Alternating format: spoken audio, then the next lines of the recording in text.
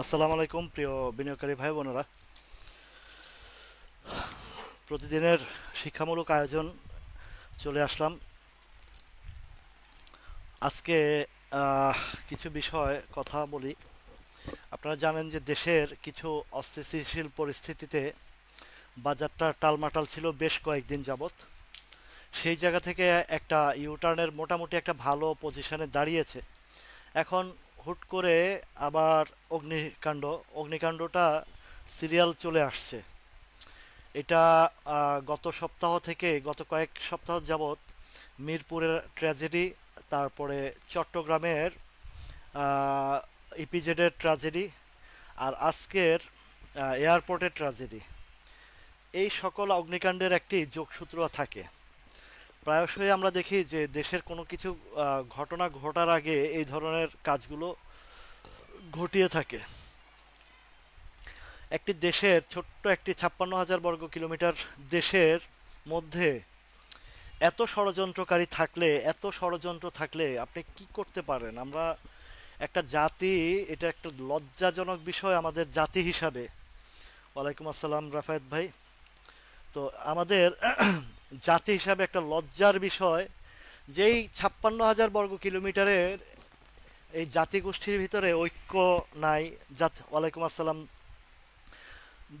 এই 56,000 বর্গ কিলোমিটারের ছোট্ট একটি দেশের ভিতরে আমরা সবাই কোনো না কোনোভাবে একই পরিবারের, এলাকা ভিত্তিক বলেন বা টোটাল রাষ্ট্রের প্রত্যেকটা অঞ্চলে সবাই কোনো না কোনোভাবে আত্মীয় স্বজন এক এলাকা ভিত্তিক। তারপরও কেন যে আমাদের ভিতরে এই যে দূরত্ব, এই যে হিংস্রতা, এই যে দলীয় কোন্দল, এই যে দেশের নিজের ক্ষমতার জন্য বা নিজের অস্তিত্ব টিকিয়ে রাখার জন্য দেশের ক্ষতি, দশের ক্ষতি, জনগণের ক্ষতির মধ্যে আমরা লিপ্ত হয়ে যাই। একটাবারও ভাবি না আমি কাকে ক্ষতি করছি, আমি কোথায় ক্ষতি করছি। আমার দেশের ক্ষতি করছি, আমার রাষ্ট্রের ক্ষতি করছি, আমার প্রতিবেশীর ক্ষতি করছি, আমার পরিবারের ক্ষতি করছি। এই জায়গার মধ্যে খুবই দুঃখজনক আসলে। ভৌগোলিক দিক থেকে আমাদের দেশটি মিশ্র যেই জনগোষ্ঠী, আমরা যদিও একটি বাংলাদেশেরই মানুষ, সবাই টেকনাফ থেকে তেঁতুলিয়া, সবাই আমরা একই দেশের মানুষ, কিন্তু তথাপিও আমাদের যে এই যে এত ভিন্নমত্তার মানুষ পৃথিবীর আর কোনো দেশে নাই, কোনো দেশেই নাই। এরও একটা রিজন আছে, সেটা হচ্ছে যারা ইতিহাস নিয়ে পড়াশোনা করেছেন তারা বেশ ভালো জানেন। যারা ইতিহাস নিয়ে পড়াশোনা করেছেন ভালো জানেন আমাদের যে মিশ্র যেই জাতি আমরা, পর্তুগিজ বলেন, কোলন্দাস বা বিভিন্ন সময়ের আহ, ব্রিটিশ বলেন, তারপরে বিভিন্ন জাতিগোষ্ঠীর যে একটা মিশ্রণ এই দেশে, এই বিভিন্ন জাতিগোষ্ঠীর মিশ্রণটা আর পৃথিবীর কোথাও পাবেন না। যার ফলে আমাদের এত ভিন্নমত্তার আহ, জায়গা, এই ক্ষুদ্র একটি দেশ, 56,000 বর্গ কিলোমিটারের দেশ, সেই জায়গাতেও আমরা একটিবারও চিন্তা করি না যে আমি আমার ক্ষতি করছি, আমার দেশের ক্ষতি করছি, আমার পরিবারের ক্ষতি করছি, আমার সমাজের ক্ষতি করছি। কেন যে মানুষগুলো এই ধরনের চিন্তা চেতনা নিয়ে বসবাস করে? এখানে 5-10 হাজার টাকার জন্য মানুষ একজনকে একজন খুন করে ফেলে, সেই দেশে আমরা বসবাস করছি। সবচেয়ে দুঃখের বিষয় হচ্ছে যে এই যে শিক্ষিত জাতির যারা শিক্ষা অর্জন করে দেশের, রাষ্ট্রের সর্বোচ্চ পর্যায়ে পদ পদবি নিয়ে বসে আছে, তারাই এই দেশটাকে এইভাবে বিভিন্ন ক্ষমতার কারণে, ক্ষমতার লোভে, আহ, অর্থ সম্পদের লোভে দেশটাকে ধ্বংস করছে, কিন্তু নিজের দেশ, নিজের জাতি, নিজের পরিবার সবাইকে ক্ষতি করছে। কবে হবে এর সমাধান আল্লাহই ভালো জানে। আজকে দীর্ঘ 54-55 বছর পার হয়ে গেছে, একটি দেশ স্বাধীন হয়েছে। সেই দেশের জায়গায়, ঐক্যের জায়গায় আমরা কেউ এক হতে পারি না। খুবই দুঃখজনক, খুবই প্যাথেটিক বিষয় এটা। আদৌ কি হবে তাও জানি না। সব সময় আমরা নেগেটিভ চিন্তা করি, সব সময় আমরা একে অন্যের, এই যে আমি যে লাইভ করছি আপনাদের জন্য, যে শ্রমটা দিচ্ছি, শিক্ষার জায়গাটা নিয়ে আসছি, সেখানে অনেকের অ্যালার্জি হয় যে কেন এগুলো করি, কেন এগুলো দেখাই, এগুলা কিছু নাই, ভিত্তি নাই, নানান ধরনের নানান মতভেদ সৃষ্টি। কেন রে ভাই, উপকার করতে আসছি এখানে, আমি তো ক্ষতি করতে আসিনি। আমরা যদি সচেতন হই, আমরা যদি কিছু এখান থেকে মানে অর্জন করে যদি কাজে লাগাতে পারি, সেখানে এই মানুষগুলোর কেন এত চুলকানি হয়, এত নেগেটিভ চিন্তা করে, জানি না আমি। প্রবাস জীবন কাটিয়েছি, দেখেছি একটা সুশৃঙ্খলা জাতির যে ঐক্যর জায়গাটা কতটা স্ট্রং দেখেছি। বিভিন্ন দেশের বিভিন্ন জাতির সাথে মিশেছি, পৃথিবীর বহু জাতির সাথে মিশেছি আমি। আমাদের এই জাতির মতো, এই যে দেখেন প্রবাস জীবনে আমাদের পার্শ্ববর্তী দেশ ইন্ডিয়া, আজকে সারা বিশ্বের ম্যাক্সিমাম দেশগুলোতেই তারা রাষ্ট্রের সর্বোচ্চ পর্যায় পর্যন্ত তারা পৌঁছে গেছে। অস্ট্রেলিয়া বলেন, কানাডা বলেন, আমেরিকা বলেন বা বিভিন্ন দেশে উচ্চপদস্থ কর্মকর্তারা দেখবেন যে বেশিরভাগই ইন্ডিয়ান বংশোদ্ভূত। তারা শিক্ষা বলেন, তারা জাতীয় ঐক্যের বলেন, তাদের ভিতরে যে দেশপ্রেম, জাতীয়তার প্রেম, এটা আমাদের দেশে নাই। আমরা কি করি? সৌদি আরব যাই কর্ম করতে পরিবারের উন্নয়নের জন্য, সেখানে গিয়েও রাজনীতি, মারামারি, হানাহানি, কাটাকাটি। লন্ডনের মতন জায়গায় আন্দোলন, মিছিল, মিটিং, দেশের অভ্যন্তরীণ বিষয় নিয়ে সেখানেও। এই যে সারা বিশ্বের মধ্যে যে চিত্র আমাদেরকে, আমরাই আমাদের দেশের তুলে ধরি, আমাদের পাসপোর্টটা দেখলে বলে বাংলাদেশি, একটা ঘৃণার চোখে দেখে, ঘৃণার চোখে দেখে। জি ভাই, এই বিকাশ পার্টি বলেন, হোয়াটসঅ্যাপ পার্টি বলেন, মেসেঞ্জার পার্টি বলেন, তাদের চুলকানি শুরু হয়ে যায় আমার লাইভ দেখলে, শিক্ষার জায়গাটা দেখলে, এইসব দেখলে, যে কেন আমি এগুলো করি। যাই হোক, আমার স্থানের থেকে আমি যা করার, একটি এই দেশের মাটির মানুষ যেহেতু হয়েছি, এই মাটির জন্য যদি কিছু করতে পারি, এই জগতে না হয় পরের জগতে তো কিছু না কিছু পাবো ইনশাল্লাহ। সেটাই হচ্ছে বাস্তব, বাস্তব সত্যি কথা। এই যে দেশের সম্পদ নষ্ট করে কি বেনিফিট পায়, দেশের সম্পদ নষ্ট করে তার যারা করছে তাদের পরিবারেরও তো লোকজন এই দেশেই জন্ম হয়েছে, তার পরিবার, সন্তান সন্ততি, আত্মীয় স্বজন তো এই দেশেরই মানুষ। একটা বারও কি তাদের বিবেকে এইটা কাজ করে না যে আমি আমার দেশের ক্ষতি করছি কিন্তু আমার পরবর্তী জেনারেশনকে ধ্বংস করছি? এই ধরনের যতই বলি না কেন, বিবেক যতদিন জাগ্রত না হবে, দেশপ্রেম যতদিন জাগ্রত না হবে, মনুষ্যত্ববোধ যতদিন জাগ্রত না হবে, এভাবেই চলতে থাকবে। বড় দুর্ভাগা আমরা, আমরা যারা সাধারণ মানুষ আছি, আমরা আমাদের দুর্ভাগ্য একটি জায়গায়। দেখুন, ছোটবেলায় আদর্শলিপিটা যে জেনারেশনটা পেয়েছিল, আদর্শলিপি, দশে মিলি করি কাজ, হারি জিতি নাহিলাজ, তারপর সদা সত্য কথা বলিব, আর এখনকার জেনারেশনকে পড়ানো হচ্ছে যে তুমি পড়ালেখা করে যে গাড়ি ঘোড়া চড়ে সে, পড়ালেখা করে যে গাড়ি ঘোড়া চলে সে, তো সে পড়ালেখা করে গাড়ি ঘোড়ার জন্য, আর গাড়ি ঘোড়া চলতে হলেই অসৎ উপার্জনে যত দ্রুত বড়লোক হওয়া যায় সেই ধান্দায় থাকে।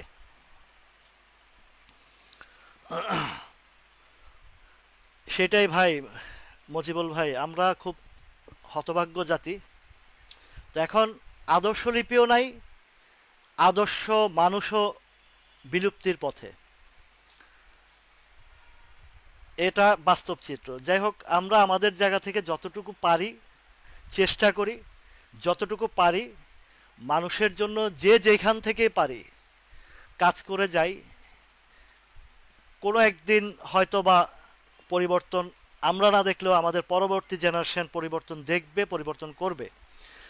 আপনারা যদি দেখেন যে এই যে জাপান বলেন, একটা সময় আমাদের থেকেও বর্বর জাতি ছিল তারা, ইতিহাস পড়ে দেখেন, আপনারা ইতিহাস পড়েন, আমাদের চেয়েও বর্বর জাতি ছিল তারা। দ্বিতীয় বিশ্বযুদ্ধের পরে তারা উচ্ছৃঙ্খলতার জীবন থেকে ঘুরে এসে তারা দেশপ্রেম এবং নমনীয়তা, দেখবেন আপনি জাপানিকে যদি বলেন যে কেমন আছো, দেখবেন যে মাথা নত করে ঝাঁকি দিয়ে বলবে যে ভালো আছি। কত সফট তাদের মন মানসিকতা। আমাদের পার্শ্ববর্তী দেশগুলো মালয়েশিয়া, সিঙ্গাপুরের যদি দেখেন, একটা সময় আমাদের দেশের চেয়েও তাদের অর্থনৈতিক অবস্থা কোথায় ছিল, আর এখন তারা কোথায় আর আমরা কোথায়? আমরা এখনও সেই ক্ষমতা, লুটপাট, এগুলোর মধ্যে ব্যস্ততার মধ্যে কাটাচ্ছি। যে ক্ষমতায় আসছে উন্নয়নের গল্প শোনাচ্ছে, লুটপাট করছে, দেশের সম্পদ বিদেশে পাচার করছে, এইভাবেই চলে আসছে। যাই হোক, এগুলো বলতে গেলে বছরকে বছর পার হয়ে যাবে, কিন্তু আসলে মনুষ্যত্ববোধ যতক্ষণ পর্যন্ত জাগ্রত না হবে এবং জাতিগত পরিবর্তন যতক্ষণ না আসবে ততক্ষণ এভাবেই চলবে। তবে এরও একটা শেষ আছে। যেমন উত্থান আছে তেমন পতন আছে, যেমন পতন আছে তেমন উত্থান আছে। জীবনের এই একটা জেনারেশনের পরেই কিন্তু দেখুন, আগের একটা ধারাবাহিকতা, কিছু কিছু পরিবর্তন আমরা অলরেডি লক্ষণীয় দেখেছি। যে রাষ্ট্রীয় অবকাঠামো কিন্তু আমাদের পরিবর্তন হচ্ছে, তাই তাই না, তা না, কিন্তু হচ্ছে না যে তা না। তো সেই জায়গা থেকে এই জেনারেশনটা জেন জি যেটাকে বলা হয়, আগে যেমন একটা দলীয় দাসত্ব ছিল, সেই দলীয় দাসত্ব থেকে ধীরে ধীরে কিন্তু বেরিয়ে আসছে। এটা হবেই পরিবর্তন, এটা লিখে রাখেন, এটা বাই ন্যাচারাল পরিবর্তন হবেই। হয়তো বা আমরা দেখবো না, আমাদের পরবর্তী জেনারেশন দেখবে। By natural. একসময় রাজত্ব ছিল, গণতন্ত্র আসছে, গণতন্ত্রের পরে আবার আরেকতন্ত্র আসবে, এভাবে পরিবর্তনশীল। তো পৃথিবীর শুরু থেকে শেষ অবধি পর্যন্ত পরিবর্তনের ভিতর দিয়েই শেষ হবে। কোনো জিনিস চিরস্থায়ী না। আমাদের যেরকম মৃত্যুটাও যেমন চিরস্থায়ী না, তেমনি এই রাষ্ট্রীয় অবকাঠামো চিরস্থায়ী না। একসময় পাকিস্তানের দাসত্ব করেছি আমরা, সেই পাকিস্তানের দাসত্বের থেকে বেরিয়ে এসে ভারত, মানে আনসিন, যেটাকে বলে আনসিন ভারতের দাসত্ব এখনো আমরা করছি। তারাই আমাদেরকে কলোনি রাষ্ট্র বানিয়ে রেখেছিল দীর্ঘ সময়। একটা মুক্তির পথে পরে এখনো পর্যন্ত সেই ষড়যন্ত্র আছে, কেননা তিন দিকে ঘেরা ভারত, এত জালের মতন বিস্তৃত ভারত, ওই ওই যে জায়গাটা, সেখান থেকে বের হতে আমাদের আরো অনেক সময় লাগবে। এটা হচ্ছে বাস্তব সত্য কথা। যাই হোক, আরো অনেক কিছু আছে, এগুলো বলে লাভ নাই। আমরা যারা এই ব্যবসার সাথে জড়িত আছি, এই শেয়ার মার্কেটের সাথে আমরা যারা যে বিনিয়োগকারী ভাই বোনেরা আছি, ঝড় তুফানের ভিতর দিয়েও আমাদেরকে আমাদের সুরক্ষার কথা চিন্তা করতে হবে। আমাদের যেখানে যেভাবে আমাদের আমাদের জায়গাগুলো প্রবলেমের জায়গাগুলো ফাইন্ড আউট করতে হবে, সেই লক্ষ্যে আমি আপনাদের পাশে দুর্দিনেও আছি, সুদিনেও ছিলাম, আছি, থাকবো। অলওয়েজ আমি আপনাদের পাশে আছি, এতটুকু। আপনাদের সাথে যারা আমার সাথে সবসময় আছেন, আপনাদের ভালোবাসা আছে আমার। প্রিয় ভাই বোনরা যারা আছেন, তাদের জন্য যতটুকু প্রয়োজন আমার ক্ষুদ্র জ্ঞানের ভিতরে যা কিছু আছে আপনাদেরকে দেখিয়ে আসছি, দেখিয়ে যাব ইনশাল্লাহ। এখন একটা জিনিস বলি, বাজারের গতকালকেও আলোচনা করেছিলাম, যেহেতু রাষ্ট্রীয় কিছু প্রবলেম চলতেছে, অগ্নিকাণ্ড, বিভিন্ন ষড়যন্ত্র, তো সেই ষড়যন্ত্র থেকে আমাদেরকেও একটু সতর্ক থাকতে হবে। গতকালকের আলোচনায়, এর আগের আলোচনায় বাজারের কিছুটা ইউটার্নের ভাবমূর্তি নিয়ে যে কথাগুলো বলে আসছি, যে বাজার উঠলে কি হবে, পড়লে কি হবে। দেখুন, আজকে একটা জিনিস আমি বের করেছিলাম, সেটা আমার পিকনিক আয়োজনের যে গ্রুপটা আছে সেখানে কিছুটা আলোচনা করেছি এবং কিছুটা সিন দেখিয়েছি। দেখুন, এই যে 8ই সেপ্টেম্বরের পর থেকে যে বাজারটা ডাউনের বা কারেকশন বলেন, একটা পতন বলেন, সেই জায়গায় 8ই সেপ্টেম্বর থেকে ধরেন 8ই অক্টোবর, এক মাস, আজকে হচ্ছে 18 তারিখ, তাহলে 1 মাস 10 দিন, ক্যালকুলেশনটা একটু বোঝার চেষ্টা করুন। 1 মাস 10 দিন বাজারটা ট্রিবিন্ডাস ফল করে আসছে, এর ভিতরে কিছুটা কিছুটা সাইডওয়েজে প্লেও হয়েছে। তো আমি আপনাদেরকে ফিবোনাচি দিয়ে একটা জিনিস দেখাই, সেটা হচ্ছে, আমি যদি ফুল মার্কেটের ফুল ইয়ে থেকে যদি 8 তারিখের যে ক্যান্ডেলটা, সেটার পিন পয়েন্টটা ধরে ঠিক যেখানে একটা মুভমেন্ট আসছিল সেই পর্যন্ত যদি ধরি, সরি, এটা উল্টা চিত্রটা দেখাতে হবে, তাহলেই নিচের যে পয়েন্টটা আমরা বের করা, সেটা বের করতে পারবো। খেয়াল করেন, একটু লক্ষ্য করেন সুন্দরভাবে।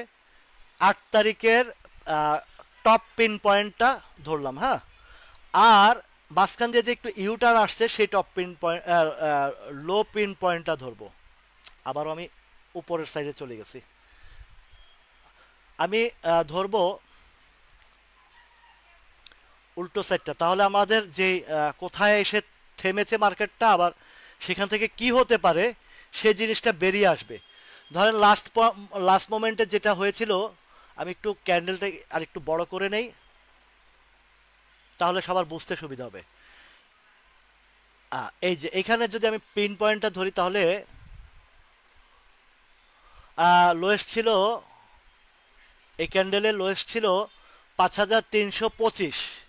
তো 5325-এর থেকেই যেহেতু কিছুটা সাইডওয়েজে উপরের দিকে প্লে করেছিল 4-5 দিন, সেই জায়গায় পয়েন্টটা ধরবো 5315, বা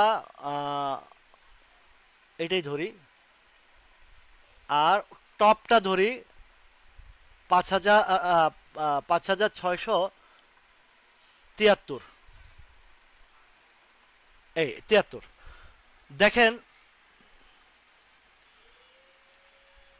এই যে অনেকে বলে যে গ্রাফ কাজ করে না, তাদেরকে বোঝানোর জন্য এই জিনিসটা, এই যে 5315 থেকে 5000 উপরের দিকে 5673, হ্যাঁ, এই জায়গায় হাইয়েস্ট উঠেছিল। খেয়াল করেন কথাটা, মনোযোগ সহকারে শুনেন।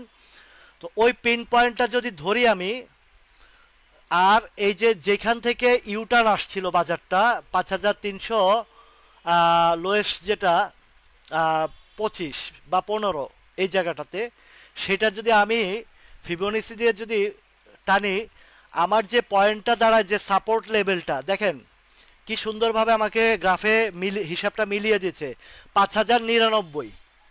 আপনারা যদি বৃহস্পতিবারে খেয়াল করে থাকেন যে বাজারটা কোথায় টাচ করেছিল, ঠিক 5099 টাচ করেছিল। তাহলে এই যে গ্রাফের চিত্রটা 5099 টাচ করে একটা এনগালফিং ক্যান্ডেল তৈরি হয়েছে, বা এটাকে কি বলবো, ইনভার্টেড হ্যামারও বলা যায়, যেহেতু উপরের শ্যাডোটা বেশি। তো সেই জায়গাতে যদি আমার এই পিন পয়েন্টটা যদি আমি ক্যালকুলেশন করে উপরের টপ এবং নিচের বটমটা যদি ধরি, যেটা পতনের এক মুহূর্তটা, যেহেতু পতন হয়েছিল, আহ, আহ, এটা লাস্ট যে বাড়িটা মারছে বাজারে ডাউনটা হয়েছে, সেটা হচ্ছে 6 অক্টোবর থেকে 15 অক্টোবর পর্যন্ত। এই যে ডাউনটা হয়েছে, ডাউনের আগ মুহূর্ত থেকে আমি ওইখান থেকে যে ক্যালকুলেশনটা করেছি, তাহলে আমাকে দেখাচ্ছে সাপোর্টের একটা জায়গা, সেটা হচ্ছে 5099। বৃহস্পতিবারের সেম জায়গাতে টাচ করেছে। আপনারা দেখেন এই যে এই ক্যান্ডেলটা, রেড ক্যান্ডেলটা লোয়েস্ট হচ্ছে 5000, ক্লোজিংটা দেখাচ্ছে এটা, আর 5100, পাঁচ, এটা আর একটু সাইডওয়েজে নিয়ে আসি, তারপরে এই যে এই ক্যান্ডেলটা 5099.1। দেখেন খেয়াল করেন কথাটা, 5099.1, আর এখানে দেখাচ্ছে কত, 5099.8। মানে সে একদম বটমটা টাচ করেই উপরে ক্লোজ দিছে। দেখছেন, এই যে বলে যে গ্রাফ কাজ করে না, যারা বোকার স্বর্গে বসবাস করে তারা বলে গ্রাফ কাজ করে না। পতন হোক উত্থান হোক, প্রত্যেকটা জায়গায় জায়গায় পয়েন্ট হিসাবে কাজ করে। এবং এই গ্রাফটা কিন্তু শুধু যে বাংলাদেশের শেয়ার বাজারের জন্য তা না, এই গ্রাফিক্যাল চিত্রটা ওয়ার্ল্ড ওয়াইড ট্রেডিং সেন্টারের একই চিত্র। আপনি যদি ক্রুড অয়েলের করেন, সেটাও এখানে যে সিস্টেম, আপনি যদি ক্রিপ্টোকারেন্সি করেন সেটাও একই সিস্টেম, আপনি যদি গোল্ডে করেন সেটাও একই সিস্টেম। এই গ্রাফিক্যাল চিত্র উঠার আমার যে প্যাটার্নটা, এই প্যাটার্নটা কিন্তু ওয়ার্ল্ড ওয়াইড একই চিত্র। তাহলে দেখেন এই যে ফিবোনাচি দিয়ে যে টেনে দেখালাম, আমি তো ধরেন আপনাদের দোয়ায় যতটুকু আমার ক্ষুদ্র জ্ঞানে এই ধারণা আছে, আমি কিন্তু সাপোর্ট জন্য আপনাদেরকে বোঝার জন্য, সহজ ভাষায় বোঝার জন্য আমি এই পার্টগুলো আনি না, কারণ এগুলো অনেক জটিল বিষয়। এইখানে আরও কিছু বিষয় আছে, সেগুলো আমারও রেঞ্জের বাইরে, কিন্তু আমি যতটুকু জানি বুঝি শিখেছি নিজ ইয়ে থেকে, আমি সেই জায়গা থেকে আপনাদের সহজ ভাষায় বোঝানোর চেষ্টা করি, এই কারণেই যে যেন আপনারা জটিলের ভিতরে গেলে আপনাদের মাথায় নিতে পারবেন না জিনিসগুলো। এখন দেখেন এই যে মার্কেটের যে চিত্রটা দেখাইছি, এটা ডাউন ট্রেন্ডের সময় কোথায় নেমে উঠতে পারে, সেই পয়েন্ট কত নেমেছে, সেখান থেকে আবার ইউটার্ন আসছে এই যে ফিবোনাচির মাধ্যমে এই উপরের টপ পয়েন্ট এবং যেখান থেকে একবার মুভমেন্ট আসছিল সেটার বটম পয়েন্ট, দুইটার মধ্যে যখন ফিবোনাচি দিয়ে রিভার্সাল করছি তখন এই জায়গাটাতে আসছে। তারও নিচে যেটা রেজিস্ট্যান্স বলে সেটা অনেক নিচে, এটা 4751, সেটা ভিন্ন বিষয়, কিন্তু সাপোর্ট যে জায়গাটা, সাপোর্টটা সে টাচ করে বাউন্স ব্যাক করেছে। এখন এই চিত্র তো দেখলাম নিচের দিকে, এবার উপরেরটাও আমরা বের করি, উপরেরটা বের করি। উপরেরটাও উপরের দিকে যেমন নিচের দিকে আসছে, তেমনি আবার বাউন্স ব্যাক করে উপরে কোথায় গিয়ে থামতে পারে সেই জিনিসটা আমাদের বের করে দেখা উচিত। আমাদের পরবর্তী ট্রেডের লক্ষ্যমাত্রা যে আমাদের হাতে স্টকগুলো আছে, কোন লেভেলে গেলে আমরা কিছুটা এক্সিস্টেন্ট পথটা যেন বের করতে পারি, এবং আমাদের হাতে থাকার স্টকগুলো হয় আমরা উপরে যখন যাবে হয় কিছুটা স্টপ লস দেবো, অথবা আমাদের চালান গেলে চালানে যাব, অথবা কিছুটা যদি প্রফিটও ওই মোমেন্টে যায় সেখান থেকেও আমরা এক্সিটের যেন পথটা ক্লিয়ার রাখতে পারি, সেই জন্যই এটা দেখানো। তো এখন টপটা যদি ধরি 5673 বা 78 বা 73 76 যেটাই হোক, এটার কিছুটা হয়, এটা সমস্যা নাই। তা আমি 70 73 ধরি, এই একটু একটু এদিক সেদিক হবে। এটা ধরতে পারলে তখন আপনি কি করতে পারবেন, আপনার হাতে যে স্টকটা আছে, যে মার্কেট এই মুহূর্তে এই জায়গায় আসছে, আমার স্টকটাও এতটুকু গেইন করেছে, আমার কিনা দাম পেয়েছি, আপাতত আমার লাভের প্রয়োজনে আমি প্রফিটের প্রয়োজনে আমার আগে পুঁজিটা সেভ করি। এর পরবর্তীতে আবার যদি একটু স্টেবল হয় তখন আবার চিন্তা করব, বা কিছুটা যদি কারেকশন হয় একটু নিচে কিনবো। এই পয়েন্টগুলো আপনাদেরকে বুঝতে হবে, তাহলে আপনারা আপনার হাতের শেয়ারগুলো, এখন আমি ধরবো কোথায়, একদম টপ থেকে না, এই জায়গাতে আমি আরেকটা করব, যে লাস্ট মোমেন্টে যেখান থেকে ফল মানে নেমে আসছে বাজারটা, যেই জায়গা থেকে নেমে আসছে, এই যে রিসেন্টলি উইদিন 1 উইক বা 10 ডেজে যেটা আছে সেটাই আমি ধরি, সেটা ধরে দেখব এবং টপটাও ধরে দেখব, দুইটাই দেখব। তো এইখানে যদি আমি টপটা ধরি 5482, এখন নিচের দিকে যদি আসি 5099 বা 93, যে জায়গাটা 98, আর একটু উপরে এই জায়গা 98.1, 99 পয়েন্ট সামথিং সম্ভবত, আচ্ছা যাই হোক 98.1টাই ধরি, কিছুটা মানে এদিক 10.7 বা 0.5 বা পয়েন্ট এই ধরনের কিছু পার্থক্য থাকতে পারে, কেননা এটা একদম পিন পয়েন্ট। এখন আমাদেরকে যদি একটা জায়গায় হিসাব করি, আমাদের ফার্স্ট টার্গেটের যে বাজারের যে চিত্রটা সেটা ধরতে হবে 5330, 31, 35 এই লেভেলটা।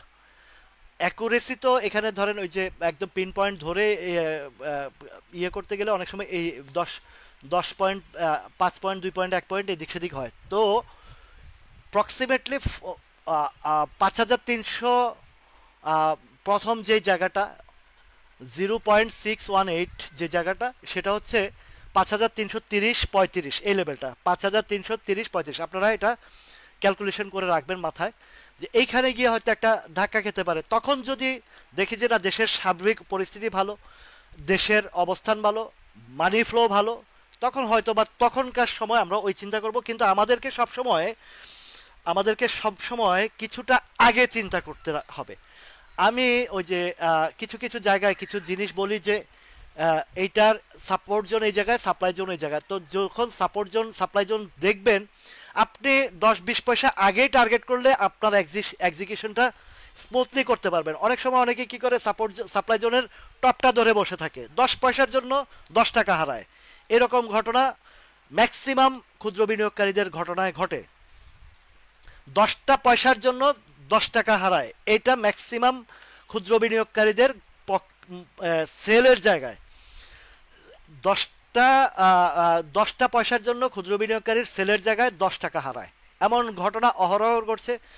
কিছুদিন আগেও আমার কিছু ভাইরা আছেন যারা খুবই ক্লোজ আছেন, অনেক সময় যোগাযোগ করে, বা আমি নিজ থেকেও বলি যে আপনার এই শেয়ারটা, জানি যে ওনার হয়তো এই শেয়ারটা হোল্ড আছে, এতর ভিতরে যাবে, গেছে, সেল দিতে বলি। ওই যে বললাম না যে ট্রেডারদের কথাই শুনে, কথার মার প্যাচে পড়ে অনেকে সেল দিতে পারে না, ভাই বেচে না, আমি আপনারটা বেচে দেবো, ঘোড়ার আন্ডা বেচাইবা তুমি, তুমি তোমার নিজেরটাই বুঝো না, তুমি আরেকজনের বেচাইতে আসছো।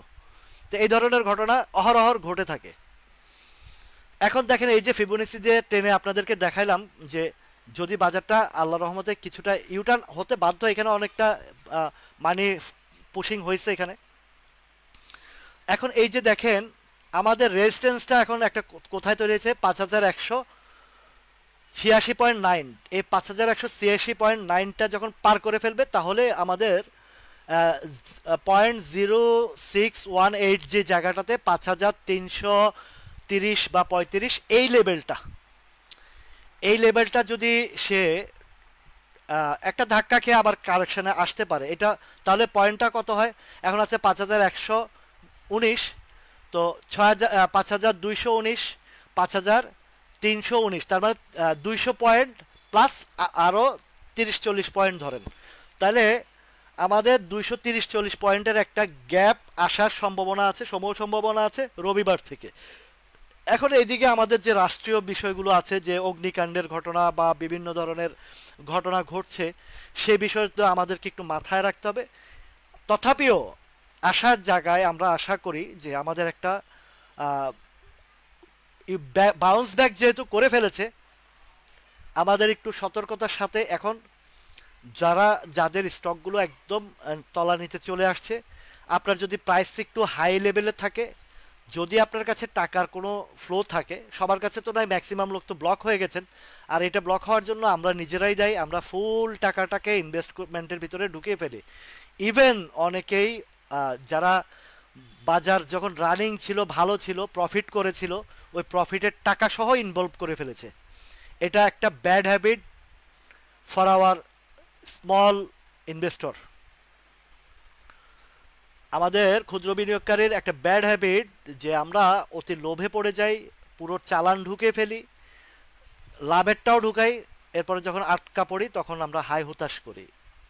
আপনাকে অলওয়েজ একটা পার্ট ফান্ড যত উপরেই যাক আমি কিনবো না, যত নিচে আসুক আমি একদম তলারি বা একটা শেষ বাউন্স ব্যাক না করা পর্যন্ত আর ইনভেস্ট করব না। এই মন মানসিকতা যদি রাখতে পারেন, you will be gainer from our market. Always এই কাজটা করবেন যে একটা পোর্শন। হ্যাঁ, আবার কিছু কিছু বিষয় আছে যে আপনি একদম মানে স্ট্রং ফান্ডামেন্টাল রাইটস আছে, দেখছেন যে ঝড় তুফানেও নামছে না, যেমন উপজেলার কথা বলেছি আমি, এই রেঞ্জের শেয়ার 2-4-5 টাকা এদিক সেদিকে, এটা কোনো নামা বলে না বা পতন বলে না, কিছু বলে না। যারা উপজেলায় বিনিয়োগ করে বসে আছেন তাদের কিন্তু কোনো লস নাই। এই টাইপের কিছু শেয়ার আছে, পদ্মা অয়েল আছে, ম্যাগনা পেট্রোলিয়াম আছে, আপনি যদি একদম যেই জায়গাগুলো আছে এখানে বিনিয়োগ করছেন, 2-4-5 টাকা আপ অ্যান্ড ডাউন হলেও আপনার পুঁজিটা 100% সেফ থাকে। আবার কিছু নিচেরও শেয়ার আছে, এগুলো নড় চড় নাই, আটানা 1 টাকা এদিক সেদিক হচ্ছে, কিন্তু ইন ফিউচারে এটা অনেক কিছু হবে। ওয়ালাইকুম আসসালাম আনোয়ার ভাই, দেরি হয়ে গেছে। আজকে খুব সুন্দর সুন্দর কিছু এই মার্কেটের বিষয়ে প্লাস আমাদের দেশের অভ্যন্তরীণ বিষয় নিয়ে, আমাদের জাতীয় ঐক্যের বিষয় নিয়ে বা বিষয় নিয়ে অনেকগুলো কথা বলেছি। আপনি আবার একটু অল্প কিছুক্ষণ সময়ের সামনের দিকটা শুনে নেবেন পরবর্তীতে। তো এই যে জায়গাগুলো, আমাদের দেশের সার্বিক পরিস্থিতি এবং ইন্ডেক্সের বিষয়টা সামঞ্জস্য রেখে আমাদেরকে সতর্কতা অবলম্বন করতে হবে। সেই জায়গা থেকে আপনাদেরকে যে জিনিসটা, চিত্রটা দেখিয়েছি, যে উল্টা সাইডে যে ডাউন ট্রেন্ডটা ছিল, সেটা যেই জায়গা আসার সেইখানে পিন পয়েন্টটা টাচ করে উঠেছে কিভাবে সেটাও দেখিয়েছি। আবার এখন যে রিভার্সের আসছে, মার্কেটটা রিভার্সে আসছে, সেই রিভার্সে কোন কোন জায়গায় আমাদেরকে সতর্কতা অবলম্বন করতে হবে, কোন কোন জায়গায় সতর্কতা অবলম্বন করতে, সেই জায়গাগুলো আমি বের করার চেষ্টা করেছি। তো এখন যেহেতু বাউন্স ব্যাক করেছে বাজার, এবং ক্যান্ডেলটাও বেশ ডাউন ট্রেন্ডের যে মানে যেটা ইউটার্নের আসার একটা চমৎকার জায়গাটা, সেই জায়গাতে এসেছে। আর রাষ্ট্রীয় যে কিছু অগ্নিকাণ্ডের ঘটনা বা এই যে পরিকল্পিত ঘটনা, এগুলো তো আপনারাই বুঝতেছেন, সিরিয়াল যে অগ্নিকাণ্ড, এর আগেও আমরা দেখেছি, বাসে, ট্রেনে, ফ্যাক্টরিতে, এখানে সেখানে বিভিন্ন সময় বিভিন্ন জায়গায় সিরিয়াল একটা অগ্নিকাণ্ডের ঘটনা। এই ষড়যন্ত্রগুলো স্পষ্ট, আমরা জাতি হিসাবে যারা সাধারণ জনগণ, এগুলো আমাদের কাছে স্পষ্ট হয়ে গেছে। এগুলো যে পলিটিক্যাল ইস্যু বা ক্ষমতার দম্ভ, বড়াই, লড়াই, এর মধ্যেই যে দেশের সম্পদ নষ্ট করে আমাদেরকে টিকে থাকতে হয়। আমাদের মেধাবুদ্ধি কোন জায়গায়, গোবর গণেশের মতো আমরা কাজ করি যে একটা রাষ্ট্রের নিজের বুদ্ধি মেধা খাটিয়ে দেশের উন্নয়নের, মানুষের কাছে আহ, মানুষের পাশে, মানুষের হৃদয়ে স্থান না করে মানুষের ঘৃণার জায়গায় স্থান করে আমরা ক্ষমতা চাই। এই হচ্ছে আমাদের ক্যারেক্টার। মানুষের মন জয়, ভালোবাসার জায়গা। এই যে আমি ধরেন আপনাদের যেই কয়জনই আমাকে আমার শুরু থেকে আছেন, তারা তো অন্তত বুঝতে পারছেন যে আপনাদের জন্য আমি কি করছি। তো অ্যান্টি পার্টি তো থাকবে, যাদের আমার এই লাইভের কারণে যারা সুবিধাটা ভোগ করতে পারছে না, যারা মলম পার্টিরা সুবিধা ভোগ করতে পারছে না, তাদের তো গা জ্বলবেই, তারা আমার এগেনস্টে অনেক কিছুই করবে, বিভিন্ন ধরনের উত্তেজনামূলক কথাবার্তা বলবে। But I don't care. আপনারা যারা আছেন, সবার ভালোবাসায় করে যাচ্ছি কাজগুলো। এখন সতর্কতার জায়গাটা থেকে বাজার ইউটার্ন আসবে। ভয়ের কারণ নাই ভাই, ভয়ের কারণ নাই। এই বাজারের অনেক কিছু, গতকালকে নাসির ভাই বলেছিলেন ইন্ট্রাকো, তারপরে সিমটেক্স, আরও একটা কোনটা একটা জিনিসের সম্ভবত ডোমিনেস 2 বছর পর্যন্ত লসে ছিলেন। 2টা বছর লসে থাকার পরে ডিভিডেন্ড ভোগ করেছেন, সেটা একটা বেনিফিট পাইছে। এবং বৃহস্পতিবারে উনি সিমটেক্স থেকে, এর আগে ইন্ট্রাকো থেকে, তারপরে ডোমিনেস থেকে প্রফিট, উইথ প্রফিট, লসটা রিকভারি করে উইথ প্রফিট সহ উনি বেরিয়েছেন। গতকালকে লাইভেও যে আলোচনাগুলো উঠে এসেছিল, তার মধ্যে আমার এই নাসির ভাইয়ের কে আমি মানে অন্তরের অন্তঃস্থল থেকে ধন্যবাদ জানাই যে তিনি ধৈর্য সহকারে 2 বছর শেয়ারটাকে লসে না সেল করে প্রফিট সহ 2 বছর পরে রিটার্ন পেয়েছে। তো এই জায়গায় আমিও আবার আপনাদেরকে বলি যে যখন আপনারা কোনো স্টক চয়েস করবেন, অবশ্যই তার ভিতরগত বেস দেখে, ফান্ডামেন্টাল রাইটস দেখে বিনিয়োগ করুন। এখান থেকে যদি 10%, 20% যদি মানে আনরিয়ালাইজ লস শো করে বা আপনার প্রাইস ডাউনেও আসে, আপনি মনে রাখবেন যে বাজার যখন আবার সঠিক পথে আসবে, আপনারটা ওইটা রিকভারিও করবে সেখান থেকে। ও support, right right right, support, জি আনোয়ার ভাই, সাপোর্ট, ইন্ট্রাকো, আর হচ্ছে সিমটেক্স, এই 3টা স্টক নাসির ভাই 2 বছর রাখার পরে সেই সাপোর্ট 17 টাকা থেকে 46 টাকা উঠেছে, যেটা একসময় উনি অনেক হাই রেটে কিনেছিলেন। তো ভয়ের কোনো কারণ নেই, আপনি যদি ধৈর্য থাকে। আপনার যে স্টকটা কমেছে এই গত কয়েকদিনের ডাউনে, সেটা আবার দেখা গেছে যে এখন ডিভিডেন্ডের মৌসুম আসছে, আপনাকে ভালো ডিভিডেন্ড দিবে। এই ভালো ডিভিডেন্ডের সাথে সাথে ক্যাপিটাল গেইনটাও চলে আসবে, যেটা আপনার পোর্টফোলিওতে লস শো করছে, সেটাও আবার লসটা কমে আসবে। হয়তোবা যদি মার্কেট ফেভার করে বা ওই ভালো কোনো স্টক ডিভিডেন্ড বা ক্যাশ ডিভিডেন্ড আসে এবং পজিটিভ কিছু ইপিএস টিপিএস থাকে, দেখবেন যে আপনার কিনা দাম তো পারও করবে, তার উপরেও আরও প্রফিট দিবে। এটা হচ্ছে বৈশিষ্ট্য বাজারের। তবে আপনাকে ওই স্টকগুলোর মধ্যে যাচাই বাছাই করতে হবে। এই জায়গাতে একটু কংক্রিট, যে বাজার অন্তত ফ্যাক্টরিটা ঠিক আছে, সব কিছু ঠিক আছে, এই জায়গাতে আপনি যদি স্ট্রং থাকেন, আপনাকে কখনোই লোকসান দেবে না। এই যে আপ্তাবটর কথা বলেছি, আপ্তাবট কোম্পানি, আপনারা জানেন আপ্তাবট কোন কোম্পানি, কোন মালিকানাধীন। এটা আমাদের জহিরুল ইসলামের সাহেবের প্রতিষ্ঠান। ইএইচএল বলেন, আফতাব বলেন, নাবানা বলেন, এই যে তার ইস্টার্ন হাউজিং বলেন, সব কিন্তু আফতাবট গ্রুপ অফ কোম্পানি। তাদের পার্ট পার্ট আছে, আফতাবের পার্ট একটা, এটা ইঞ্জিনিয়ারিং সেক্টরের। আর বাংলাদেশের আপনার রোডে গাড়লে দেখবেন যে আফতাবটর সাইনবোর্ড, মানে গাড়ির মধ্যে দেখবেন যে আফতাবটর ইয়ে আছে।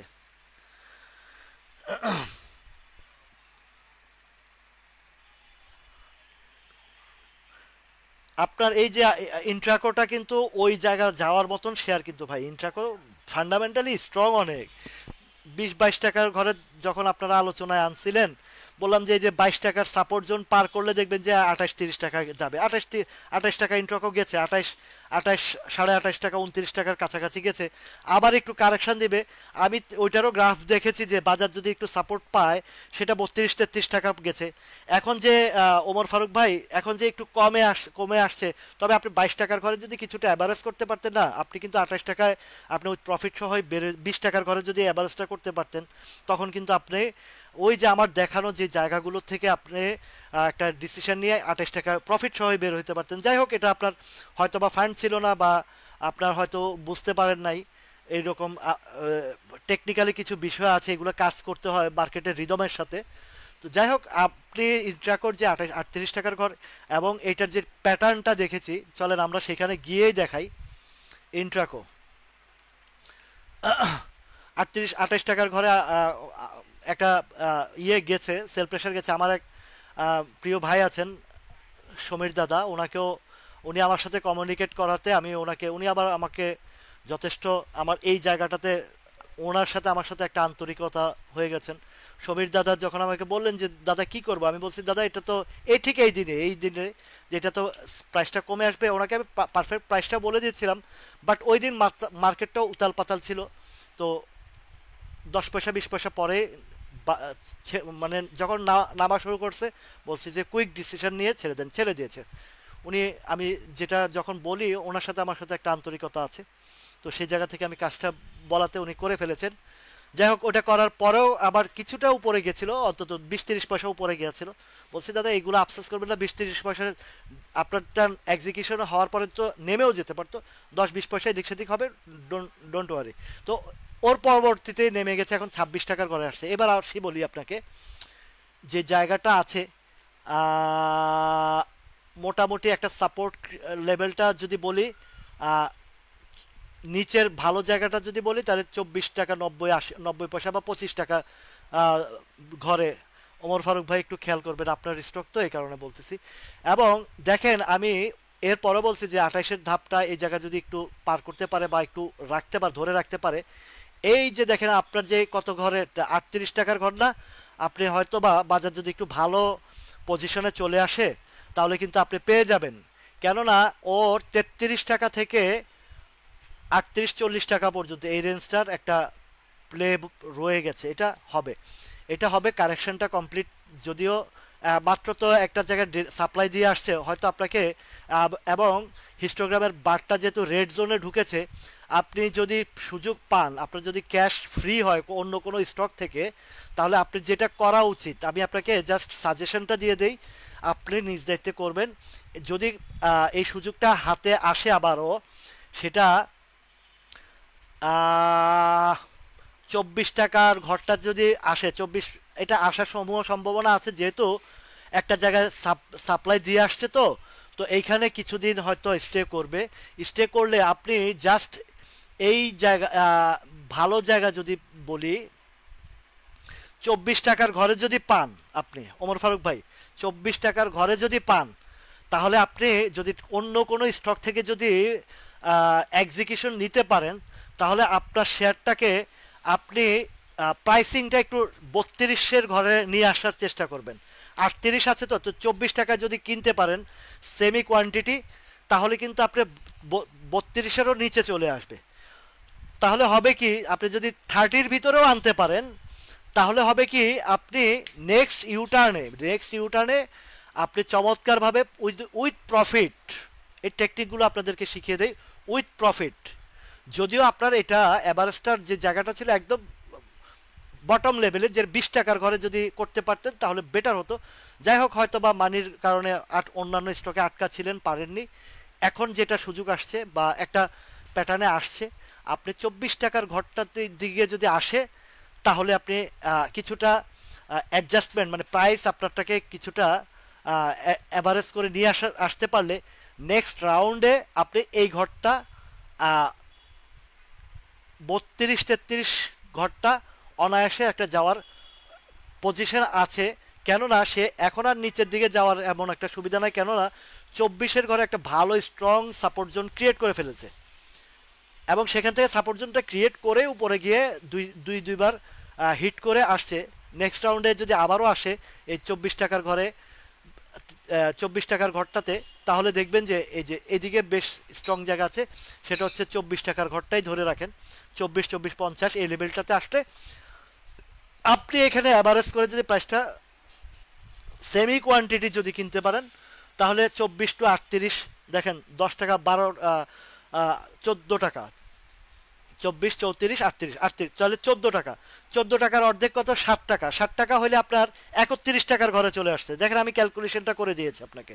তাহলে 31 টাকা, আপনার 38 টাকার শেয়ারটা 31 টাকা কস্টিং আছে আসবে।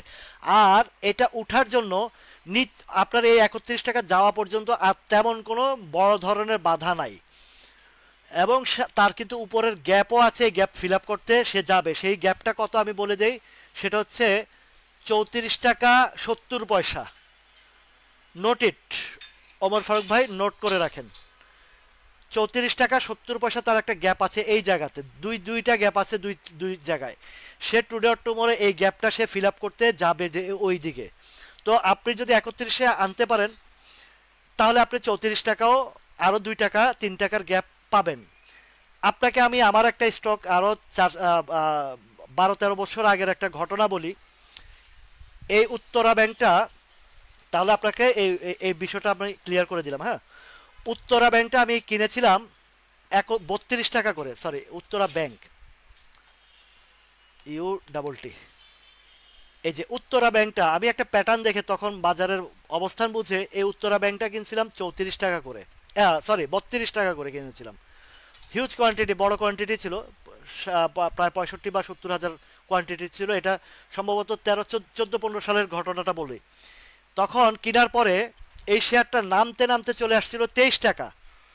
চিন্তা করতে পারেন যে 70,000 শেয়ারের প্রাইসিং যখন 10 টাকার ডাউন হইলে তার মানে 7 লাখ টাকা আমার একটা স্টকের মধ্যে মাইনাস ছিল। বাট আমি হাল ছাড়িনি, আমি বলেছি যে আমার উইথ প্রফিট আমি টেক করব। অনেক আগের ঘটনা, এটা এটা অনেক আগের ঘটনা। তো যাই হোক, আমি যখন কেনার পরে নেমে আসছে, তাও 7-8 মাস পরে আবার যখন তার প্যাটার্ন ইউটার্ন ব্যাংকিং সেক্টরটা আসছে, আসার পরে 14-15-14 সালের দিকে ঘটনাটা, আমি একটু প্রিভিয়াস হিস্ট্রিটা আপনাকে দেখা দিই। এগুলো বলার উদ্দেশ্য হচ্ছে যে আপনারা এই মানে প্রিভিয়াস হিস্ট্রি থেকে ধৈর্যের জায়গাটা যে কী জিনিস সেটা আমার থেকে অনেকটা আপনারা বুঝতে পারবেন। এই জায়গাটাতে 15 সাল 14 সালের দিকে ঘটনাটা ঘটেছিল। এই যে এখানেই সম্ভবত,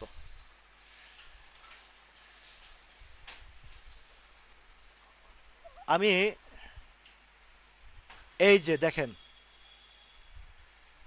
এই লেভেলটাতে কিনেছিলাম, এই যে 32 টাকার ঘরটাতে। হ্যাঁ, কেন কিনেছিলাম আমি প্রিভিয়াস কিছুটা, তখন গ্রাফ এত বুঝতামও না, গ্রাফের এই চিত্রগুলো আমি মোটে ধরেন মোটেও বুঝতাম না এরকম। বাট ওই যে বাইসেল দেখতে দেখতে একটা অভিজ্ঞতা হয়ে গেছে যে এদিকে বেশ লম্বা একটা সময় যাবৎ একই জায়গায় ঘুরতেছে, যে এটা মনে হয় নামবে না আর। হ্যাঁ, ওই কিন্তু হঠাৎ করে মার্কেট, এই যে কিছুদিন আগে যে ঘটনাটা করলো, মার্কেট চাপ দিয়ে ফেলছে। আমার তো কিছু করার নাই ভাই, আমি তো কিনে আটকা পড়ে গেছি। সম্ভবত এই লেভেলটা, এই যে 31 টাকার এই লেভেলটাতে কিনছি। কেনার পরে দেখেন এটা আসছিল কত, এই জোনটাতে আসছে।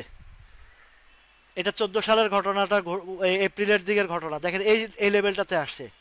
আমি দীর্ঘ 7-8 মাস বসে থাকার পরে আবার ধীরে ধীরে, অনেক দিন ছিল ভাই, অনেক পেন দিছিল। ডিসেম্বর, হ্যাঁ, প্রায় 9-10 মাস পরে যখন ইউটার্নে আসছিল, আমার মনে আছে ঘটনাটা। এই যে এই জায়গাটাতে সম্ভবত আমি আরো পরের হিস্ট্রিটা, এই যে এই জায়গাটাতে উঠেছিল। আমি এই জায়গায় এক্সিকিউশন নিয়েছিলাম এই 35 টাকা 90, আমার স্পষ্ট মনে আছে। তো এই 35 টাকা 90 পয়সা, তাও কিভাবে, তখন তো গ্রাফ বুঝতাম না, কিভাবে সেল করছি আপনাদেরকে মজার ঘটনাটা বলি, হাসবেন আপনারা শুনলে। আপনারা লিয়াকত সাহেবের নামের গেমলার লিয়াকতের, যারা পুরানা মানুষ আছেন, গেমলার লিয়াকতের কথা মনে আছে? 96-এর গেমলার সবচেয়ে বড় যে গেমলার ছিল লিয়াকত সাহেব। আমি কেনার পরে যখন শেয়ারটা পড়ে গেছে 24 টাকা, 23 টাকা 24 টাকার ঘরে আসছিল, আমি এই 7-8 মাস ধরে রাখার পরে যখন ব্যাংক সেক্টরের ইউটার্ন আসছে, উঠতে উঠতে আবার এই 32-33 আমার কিনা দামের উপরে চলে গেছে। 34 টাকা ঘুরতেছে, 35 টাকার কাছাকাছি গেছে। হুট করে এক ভাই আমাদের হাউজের, এটাই একটা ইতিহাস, এক ভাই দৌড়ায় আসছে, আয়সা বলতেছে, উনি আবার ওনার বাবার, ওই যে বললাম না যে 5 তলা একটা বাড়ি শেষ করে ফেলছিল গেমলারের পিছনে মানে হাঁটতে গিয়ে ওই ঘটনাটাই বলতেছি। পরে ওনাকে নিউজ দিছে এই গেমলার লিয়াকত সাহেব যে উত্তরা ব্যাংক অনেক কিছু হবে। আমি তো তার প্রিভিয়াস আরো কিছু ঘটনা আমার চোখের সামনে দেখাতে আমি কি করলাম, আমার সবগুলো শেয়ার এই 35 টাকা 90 পয়সা সেল বসাইছি। আর ওই নিউজের ভিত্তিতে যারা তার পিছনের ঘটনাটা আহ, হ্যাঁ, আপনার কেডিএসটা একদম যে জায়গা আছে অ্যাভারেজ করা যায়। পরবর্তীতে আমি এই 35 টাকা 90 পয়সা, তাহলে আমার কিনা ছিল 31 টাকা 90 পয়সা, আর প্রাইস উঠছে 35 টাকা 90 পয়সা। আমার কেনার পরে নাম ছিল 23 টাকা, সেখান থেকে রিভার্স করে 35 টাকা 90 পয়সা 7-8 মাস পরে এই 70,000 শেয়ারের প্রফিট আমি টেক করছি। যখন তখন গ্রাফ বুঝতাম না, কিন্তু ওই যে গেমলারে নিউজ দিছে কিনতে, আমি সেই নিউজ পাইয়া বেচছি। বুঝতে পারছেন ঘটনাটা? আপনারা কি এটা বুঝতে পারছেন যে কি কি বুঝাইছি আপনাদেরকে? যে গেমলারের কথাই কিনতে গেছে একজনে, আমি তার ধরে ফেলছি যে গেমলার তো তাকে বাস দিতেছে, আমি সেল করে দিয়েছি। আমি কি বেচার পরে 36 টাকা 20 পয়সা পর্যন্ত না 30 পয়সা পর্যন্ত উঠছে। আমি বলছি যে আলহামদুলিল্লাহ, আমি 7 মাস পরেও এই 70,000 শেয়ারে 3 টাকা করে 370, মানে 2,10,000 টাকা প্রফিট হয়েছে।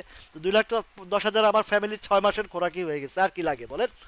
তো এই বিষয়গুলো আমি তখন ওনাকে একটা জিনিস ফলো করতাম, যে ওনাকে যে শেয়ারটা বেচতে কিনতে বলে, আমি যদি আমার কাছে ওই ধরনের কোনো স্টক থাকে, আমি ওটা সেলের জন্য প্রস্তুতি হয়ে যাই। তখন এই গ্রাফ সম্পর্কে ধারণা, আর এখন আলহামদুলিল্লাহ আপনাদের দোয়ার বরকতে আমি যা শিখেছি আপনাদেরকেও সেগুলো শিখানো, বোঝানো, ধৈর্যের জায়গা, এই হিসাবগুলো বুঝিয়ে দিচ্ছি যে আপনারা যেন একই সেমে, কোনো নিউজের প্রয়োজন হবে না, কোনো গেমলারের পিছনে দৌড়ানো লাগবে না, মলম পার্টির ধারে কাছেও যাওয়া লাগবে না, যাবেনও না কখনো এগুলা যাবেন। আরেকটা বিষয়, মার্জিন থেকে দূরে থাকবেন, নেটিং থেকে দূরে থাকবেন, এগুলো আপনাকে ধ্বংস করে ফেলবে। আর বাজার পতনের ভিতরে মনোবল রাখবেন, ভাল লাগবে না, আপনি ঘুরে আসবেন, চলে যাবেন গ্রামের বাড়ি, চলে যাবেন ওইদিকে। আমার টিপু ভাই যেটা করে আমি যেটা করি, দেখেন এই পতনের ভিতরে আমি পতনের আগ থেকে এটা যখন ফুল ফেভারে মার্কেট ছিল, আপনারাই জোয়ার উঠাইছেন ভাই, একটা পিকনিকের আয়োজন করেন। আপনাদের জোয়ারের ঠেলা, আমারও তো ওই যে কি জানি, একে তো ঢোলের বাড়ি, এক হয়েছে উলাইল্লা বুড়ি, আর এক হয়েছে ঢোলের বাড়ি। বুঝছেন, আমাদের নোয়াখালীতে একটা মানে শ্লোক আছে যে একে তো উলাইল্লা বুড়ি আর এক হয়েছে ঢোলের বাড়ি। আমি হয়েছি উলাইল্লা বুড়ি, আপনারা দিচ্ছেন ঢোলের বাড়ি। পিকনিকের আয়োজনের কথা বলছেন, ঢেউ উঠাই দিচ্ছেন, আমি কার্যক্রম শুরু করছি।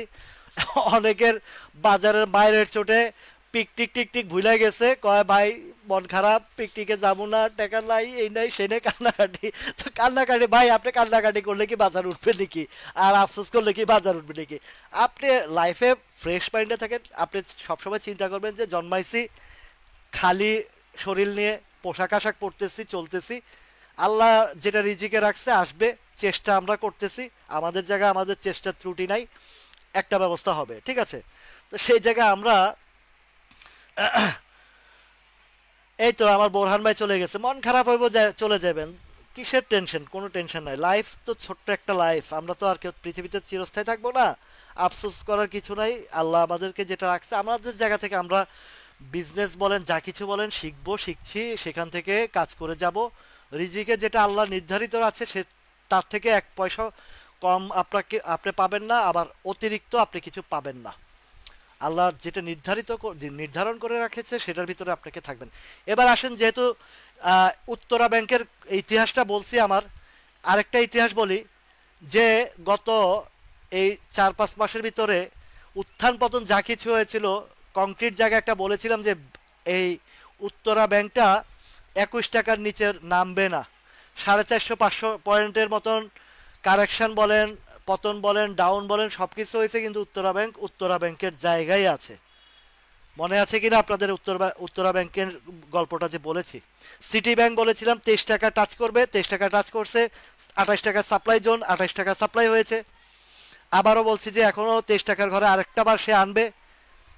অনেকেই 28 টাকা সেল দিয়ে বোকার মতন 26 টাকায় এন্ট্রি দিয়ে বসেছে। তো সিটি ব্যাংক,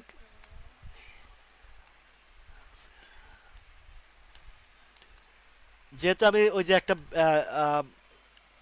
আপনাদেরই অনেকের রিকোয়েস্ট ছিল, ওইখানে কয়টা শেয়ারের কথা বলছেন, সেখানে সিটি ব্যাংকটাও আছে। দেখেন একটা জায়গায় 23 টাকার কাছাকাছি অলরেডি 23 টাকা 30-40 পয়সা হিট করেছে। তো বাকি রইল কই আর, দেখেন ওই যে জায়গায় চলে আসছে 40 পয়সা, 23 টাকা কংক্রিট জায়গা। এখান থেকে একটা ক্যান্ডেলটা সুন্দর ক্যান্ডেল করেছে। তো সিটি ব্যাংকটাও আরেক আবার সুন্দরভাবে একটা,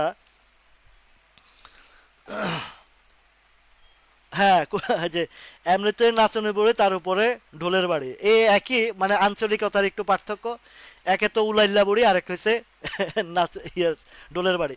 তা আপনারা আমি হয়েছি উলাইল্লা বুড়ি, আপনারা দিচ্ছেন ঢোলের বাড়ি। চলেন পিকনিকে যাই একটু, আহ, মনটাকে সবাই মিলে ফ্রেশ করি। এবং আমরা যারা এই লাইভে তো কেউ কাউকে দেখছি না, কেউ কাউকে চিনছি না, সবাই একত্রিত হব, চিনবো জানবো যে এই যে আমার যে দীর্ঘ আহ, পথ চলায় আপনারা যে আমার সঙ্গী হিসাবে আছেন, আপনাদের সাথে একটা আহ, সময় একদম সরাসরি সাক্ষাৎ হবে, কথা হবে। আপনারা আপনার সবাই সবাইকে দেখবেন, চিনবেন। কেউ কুষ্টিয়া, কেউ ঢাকা, কেউ সিলেট থেকে আসবেন, কেউ চট্টগ্রাম থেকে আসবেন, বিভিন্ন জায়গা থেকে আসবেন। এনজয়টা হবে, মনটা ফ্রেশ হবে, মার্কেটের যে টেনশনগুলো আছে এগুলো দূর হয়ে যাবে, রিফ্রেশমেন্ট আসবে। আবার নতুন উদ্যমে দেখবেন যে, একটা কথা বলি, সৌদিতে যখন ছিলাম, আরাবিয়ানরা সফর করে কেন জানেন? ও খুব বেশি সফর করে। এটা কিন্তু একটা হাদিসেরও কথা, হাদিসের কথা। তোমার জীবন পরিবর্তন করতে হলে তুমি সফরে বেরিয়ে যাও, এটা একটা হাদিসের কথা। শুনেন কথা এগুলা, এই বিষয়গুলো কিন্তু আপনার লাইফের সাথে খুবই কংক্রিট জিনিস। আমার, আমি যখন সৌদিতে ছিলাম প্রথম একটানা 6 বছর ছিলাম, 98 থেকে 2004 পর্যন্ত।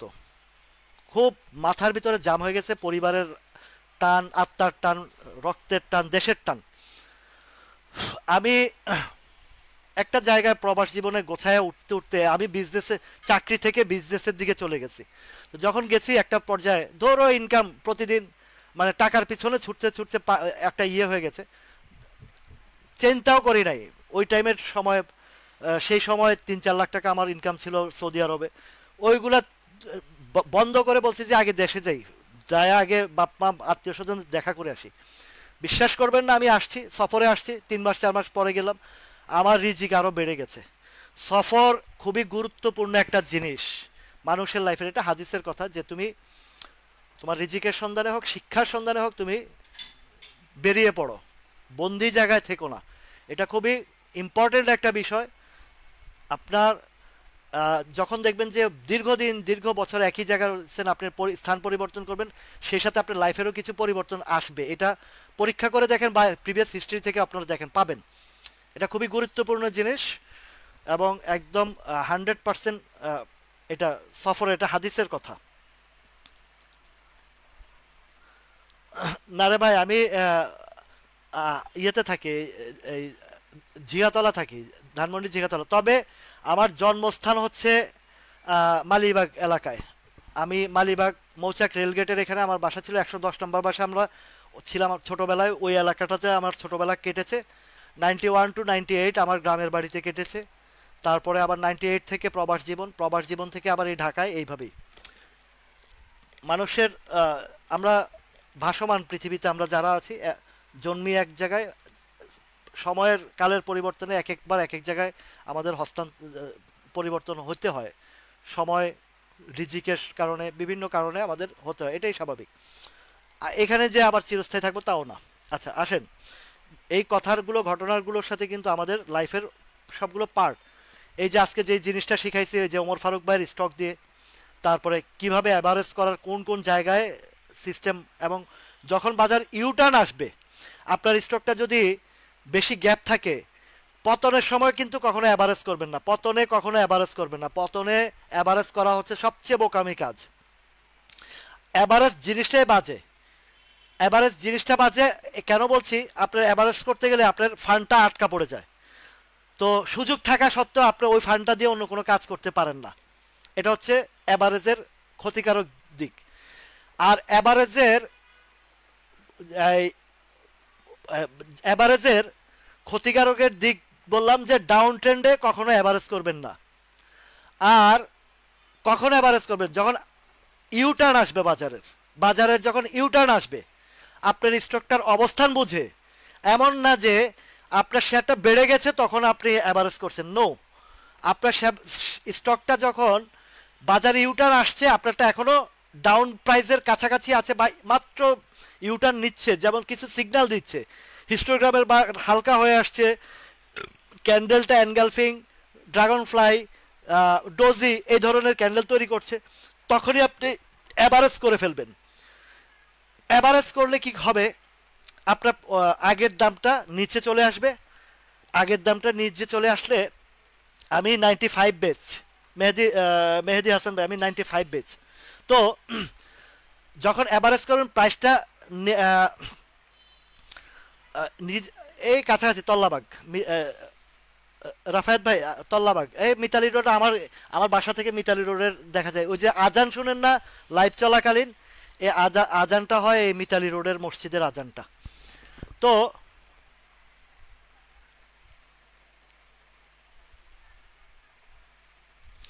এখন বাজার যেহেতু ইউটার্ন আসছে, কিছু কিছু পজিটিভ নিউজের কিছু আছে, এগুলোর দিকে তাকাইতে পারেন। আহ, কেনার জন্য অনেক স্টক ভালো পজিশনে আসছে। ইন্স্যুরেন্স সেক্টরটা তো আপনাদেরকে আহ, গত সপ্তাহের আগের সপ্তাহের মঙ্গলবার থেকে বলে আসছি, কিছু প্রফিট দিছে, কিছু আরও দিবে। এর মধ্যে যেগুলো ভালো পজিশনে আছে, যেগুলো ইউটার্ন আসছে, আমার মধ্যে, আমার দেখার মধ্যে কয়েকটা স্টকের নাম বলি। বাট আমাকে কিন্তু ব্লেম গেম করবেন না ভাই, প্লিজ। আমি যখনই বলি পরবর্তীতে মার্কেট চাপের সাথে সাথে এই আপনার এইটার খবর কি, আপনার ওইটার খবর কি, এই এই এই জায়গা থেকে বেরিয়ে আসেন ভাই। আপনার দায়িত্বে কিনবেন। আমি কখনো কাউকে কোনো শেয়ার কিনা এবং বেচার কথা বলি না। আমি শিক্ষার জায়গা রাখছি, এই শিক্ষার জায়গার মধ্যে থেকে বলছি।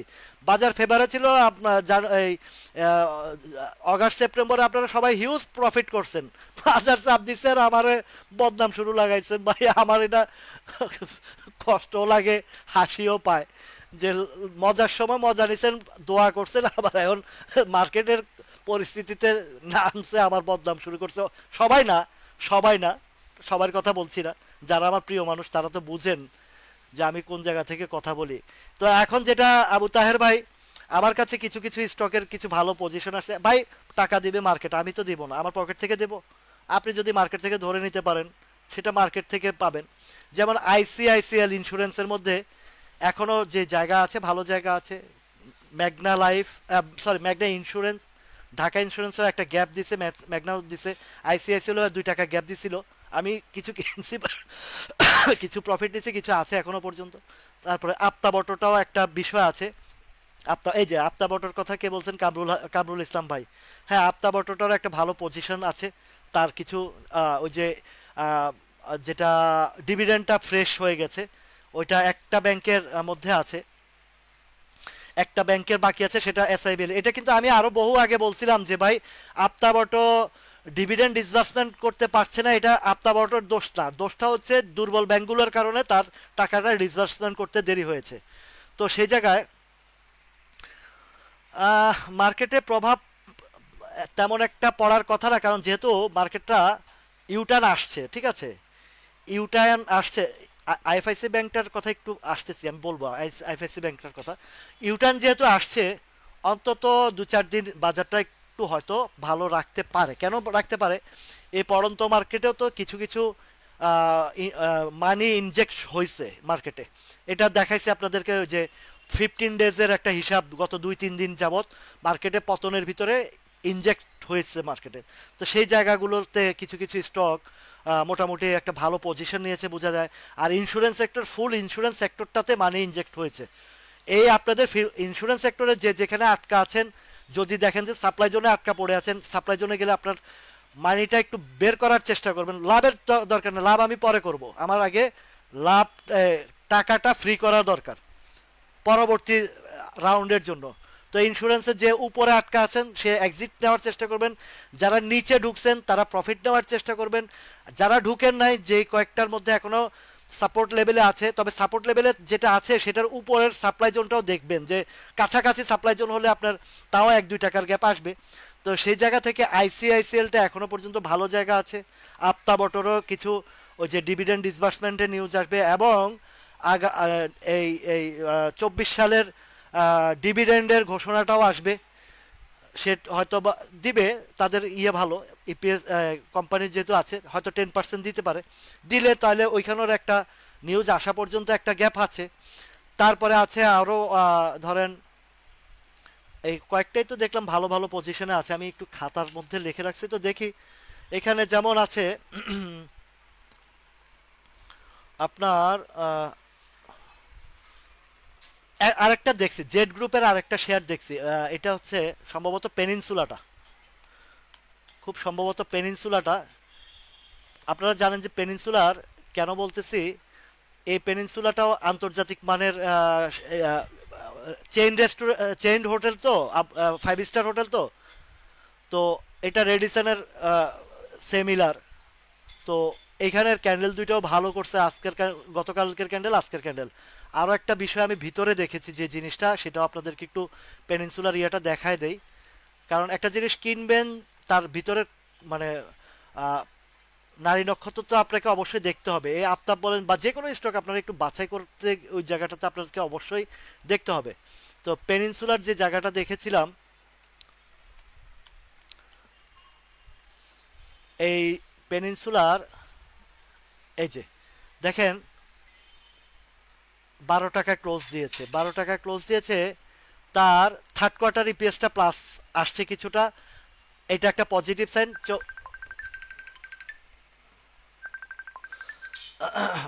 5 টাকার ঘরটা, সরি, এই যে আপনার থার্ড কোয়ার্টারটা, একটা ফোন আসছিল যার কারণে একটু ইয়ে হয়েছে। আচ্ছা দেখেন, থার্ড কোয়ার্টারটা পজিটিভ আসছে,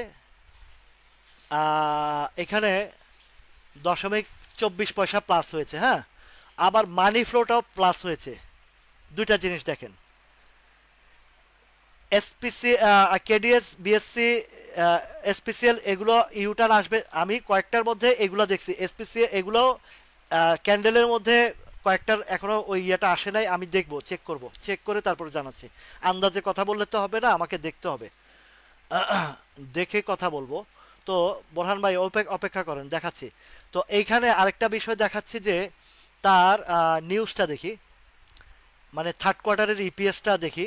দেখেন, আহ, এই যে তার 25 পয়সা মাইনাস ছিল ইপিএস, হ্যাঁ। এটা থার্ড কোয়ার্টারটা, সে 25 পয়সা থেকে 1 পয়সা আসছে, তার মানে 24 পয়সা রিকভারি করছে, রিকভারি করছে।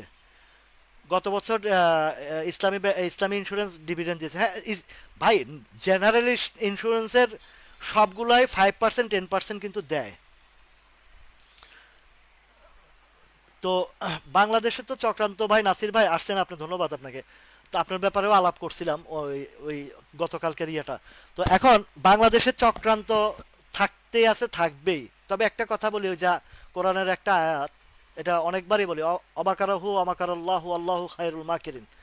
তো তুমি যত বড় পরিকল্পনাকারী হও না কেন, আমি আল্লাহ, আমি সৃষ্টিকর্তা তোমাদের চেয়েও বড় পরিকল্পনাকারী।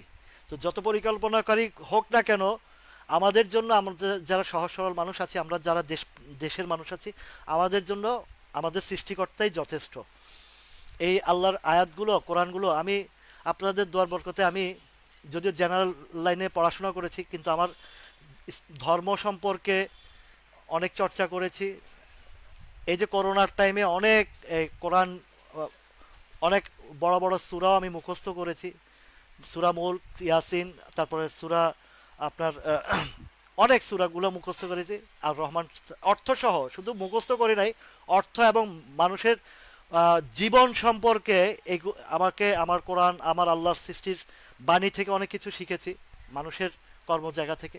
আমি সবসময় এগুলো চর্চা করি, এবং জিও পলিটিক্স নিয়েও আমি অনেক এগুলো পড়াশোনা করেছি। আমাদের দেশের যেগুলো ঘটছে, এগুলোতে শুধু যে দেশি চক্রান্ত তা না, দেশি বিদেশি চক্রান্তের জালে, বেড়া জালে আমরা আটকে আছি। সারা ওয়ার্ল্ড ওয়াইড চলতেছে, কি করবেন ভাই। তো এখন এই যে প্যানিনসুলার যে ইপিএসটা 25 পয়সা থেকে, -25 পয়সা থেকে তার ইয়েটা কমে আসছে। এখন যদি সে 1%, 2%, 5% দিয়ে ফেলে, এতে চলে আসে, এই পেজটা ভালো দেখায়, তাহলে এই 12 টাকা শেয়ার তো অনেক ভালো রেস করবে, একটা ভালো গ্যাপ করে ফেলবে। এগুলা ধৈর্যের খেলা। আপনার এই যে ট্রাভেল অ্যান্ড এই যে যে ইয়েটা আছে, সেক্টরটা আছে, এর মধ্যে পেনিনসুলাটা একদম আন্তর্জাতিক মানের একটা কোম্পানি, 5 স্টার হোটেল। এই প্রাইসিংটা আসলে মূলত এই প্রাইসটা না, ভালো অবস্থানে আছে এটা। এটা একটা ইন ফিউচার আপনি যদি লং টার্মও বিনিয়োগ করে থাকেন ক্ষতি হবে না, ভালো হবে। আর এটাও জানেন যে এটাও জানেন যে পেনিনসুলার আরেকটা হোটেল উদ্বোধন হতে যাচ্ছে। তাদের ওয়েবসাইটে দেওয়া আছে ডিসেম্বরে উদ্বোধন করবে, এবং 95 বা 99% কাজ হয়েও গেছে।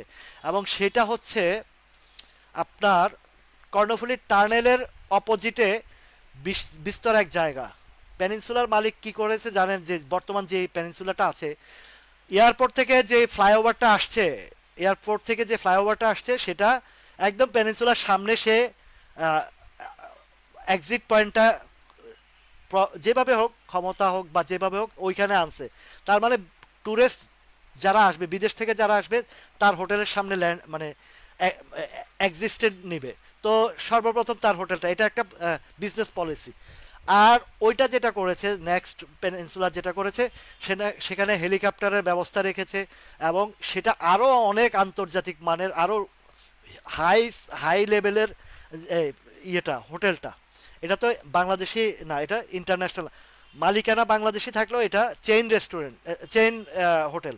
তো যে প্রাইসটা আছে, এটা একসময় বেশ ভালো ক্রেজ করবে। যদি কেউ যদি 1 বছর 2 বছরের পরিকল্পনা করে যদি এই লেভেলটাতে ইনভেস্ট করে, তাহলে কিন্তু বিশাল কিছু পাওয়ার সম্ভাবনা আছে। এগুলো ধৈর্যশীল মানুষের দরকার। আমরা যারা ওই যে 1 দিন 2 দিন মার্কেট বাড়ি দিলে আমাদের পাতলা পায়খানা ছুটে যায়, আমাদের এই টাইপের ক্ষুদ্র বিনিয়োগকারীর জন্য এইসব শেয়ার না ভাই। যেমন বিচারসারিতে যখন ঢুকছিলাম, আমার কিছু ভাই ব্রাদারকে ইন করাইছিলাম, 3 4 3 মাসের মাথায় নিজেরা ওই ফ্লোর থেকে উঠার সাথে সাথে, এই যে শান্তনু আছে এখানে, নিজেরাই বিক্রি করে ফেলছে বোকার মতন। তখনও কিন্তু আমি গ্রাফ দেখে বলেছিলাম এটা হাই রেঞ্জ 126 টাকা, প্রিভিয়াস হিস্ট্রি থেকে বলছি ধাপে ধাপে যাবে। ঠিকই গেছে, ওইখান থেকে বাড়ি মারছে। এখন আবার বলতেছি ভাই ওই দিকে আর তাকায় না, এটার মামু মানে অতল বিতল চিতল রসতল সপ্তল শেষ করে এখন তলদেশের দিকে যাচ্ছে। ওই দিকে আর তাকানো যাবে না। এখন সমূহ সম্ভাবনা আছে যে এটার কথা বললাম। তা এবার আসেন আমার বোরহান ভাইয়ের কথাগুলো বলি।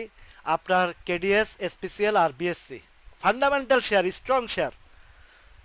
এই বাইটারে আমি ফোন করে পর্যন্ত বলছি ভাই আপনি ভয়ের কিছু না, আপনি যা কিনছেন এগুলা স্ট্রং ফান্ডামেন্টাল। আজকে বাজার পড়ছে, নামছে, আবার দেখবেন বাজার ভালো হয়েছে, উঠে যাবে, নো টেনশন।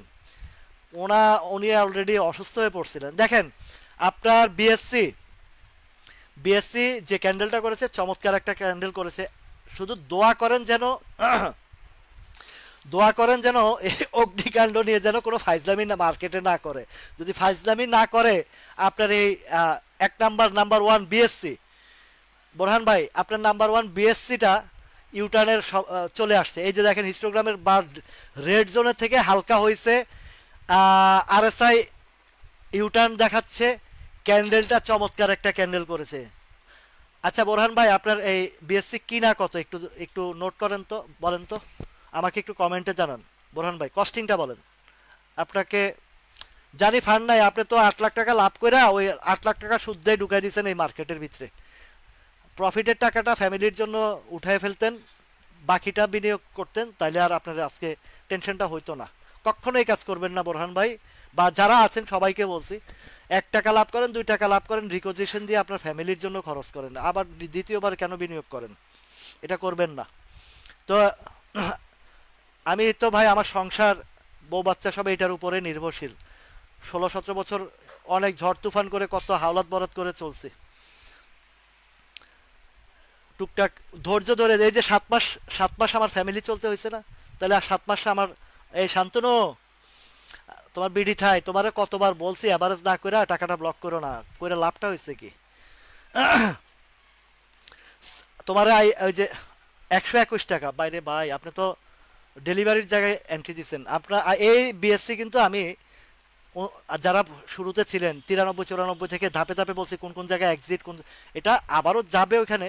এখন বোরহান ভাই যদি কিছু টাকা টুকা ক্যাশ থাকে, ভাবির যদি গোছানো কিছু থাকে, ভাবিরে কোন ভাই আমারে হাওলাত দাও, 1 সপ্তাহের জন্য দিয়া একটু এই বিএসসিটা এখানে যদি পারেন একটু প্রাইসটা কমান। আরেকটা বুদ্ধি শিখাই দেই, যদি এখানে যদি আপনার কিছু টাকা থাকে, ধরেন 2000 কিনলেন, 2000 কিনছেন, 5 টাকা গ্যাপ পাইছেন, ওই 2000ই বিক্রি করে ওই 5 দুগুণে 10,000 টাকা আপনার কে কারে দেয়, এই কাজটাও করতে পারেন। যেহেতু আছে ওইদিকে একটু প্রাইসটা কমুক বা না বাড়ুক সমস্যা নাই, কমে যাবে, কমলেও সমস্যা নাই, 2000 কিনছেন, 2000 প্রফিটটা নিয়ে নেন, এই একটা চিকন বুদ্ধি। আচ্ছা শান্তনু, তোমার এই শান্তনুরে আমি এই বিচাচারি 1,18,000 শেয়ার কিনাইছিলাম তার কোডে, সবার কাছে ফ্লাশ করে আছে তোমার গোমর, তুমি গেছো মলম পার্টির সাথে 3 দিনের লাভে। আচ্ছা তোমার এই ইয়েটা বলি, আচ্ছা শুনেন এই বোরহান ভাই, এইটা যদি করতে পারেন তাহলে এই 5 টাকার ঘরে 6 টাকা, 5 টাকা 20 পয়সা ক্লোজ দিচ্ছে তো, উইদিন শর্ট টাইমে 100, 100, এই যে রাফায়েত ভাই, এই দেখেন এখন ইউটার্নের মধ্যে 112-13 টাকা চলে যাবে, 112-13 টাকা এই টানে, এই টানে, এরপরে এটা পার করলে পরের হিসাব, কিন্তু এই হিসাবটা আগে রাখেন মাথায়। এখন কোন জায়গায় এক্সিটের জায়গাটা 114-15 টাকার ঘরে এই এই সময় ইউটার্ন নিয়ে ধাক্কা দিবে। এখন এই 105 টাকা থেকে 109/100, 105/109 সেল, সেটাও খারাপ না। আপনি এটা হচ্ছে আরো বুদ্ধিমানের কাজ, এটা আরো বুদ্ধিমানের কাজ, কারণ 109-10 টাকার মধ্যে একটা ধাক্কা আছে, সেটা সমস্যা হবে না, সেটা সমস্যা হবে না যদি ভালো একটা, কারণ ওর ডিভিডেন্ডের টাইম আসছে, নিউজটা দিবে। আচ্ছা চলেন আর একটু ভিতরে দেখি, মজা আজকে ভালোভাবে একটু আলোচনাটা করি, সবার জন্য উপকারে আসবে। আপনি এই এই আমার এই ভাই, আপনি যে অনেকে যে আইটেমের কথা বলেন, আমারটা দেখেন, আমি যে সিস্টেমটা দেখাইতেছি, আপনি আপনারটাও সেই সিস্টেমে দেখান, তাহলে আপনারও কষ্ট কম হবে, আমারও কষ্ট কম হবে, এটা প্রত্যেকটা স্টকের ক্ষেত্রে একই জিনিস। আচ্ছা বিএসসি, বিএসসি, শান্তনু তুমি একটু অপেক্ষা করো ভাইয়া, আমি তোমারে আরে তুমি মলম পার্টির কাছে গিয়ে তোমার পোর্টফোলিওটা কি ড্যামেজ করলা, নিজের লাইফ ড্যামেজ করলা, কত কিছু করলা রে ভাই, নিষেধ করছিলাম। এই শান্তনুরে আমি 24 সালের ফেব্রুয়ারির দিকে বলছি যে ওই তখন যদি এক্সিট নিত অল্প কিছু লসে বেরোয় আসতে পারতো। আমি তার উপরে অনেক রাগ করছি, আমি অনেক হয়েছি, তারপরে আমার খুব আদরের ভালোবাসার মানুষ, আমি পছন্দ করি মনের থেকে, এখনো সে পছন্দের জায়গাও আছে।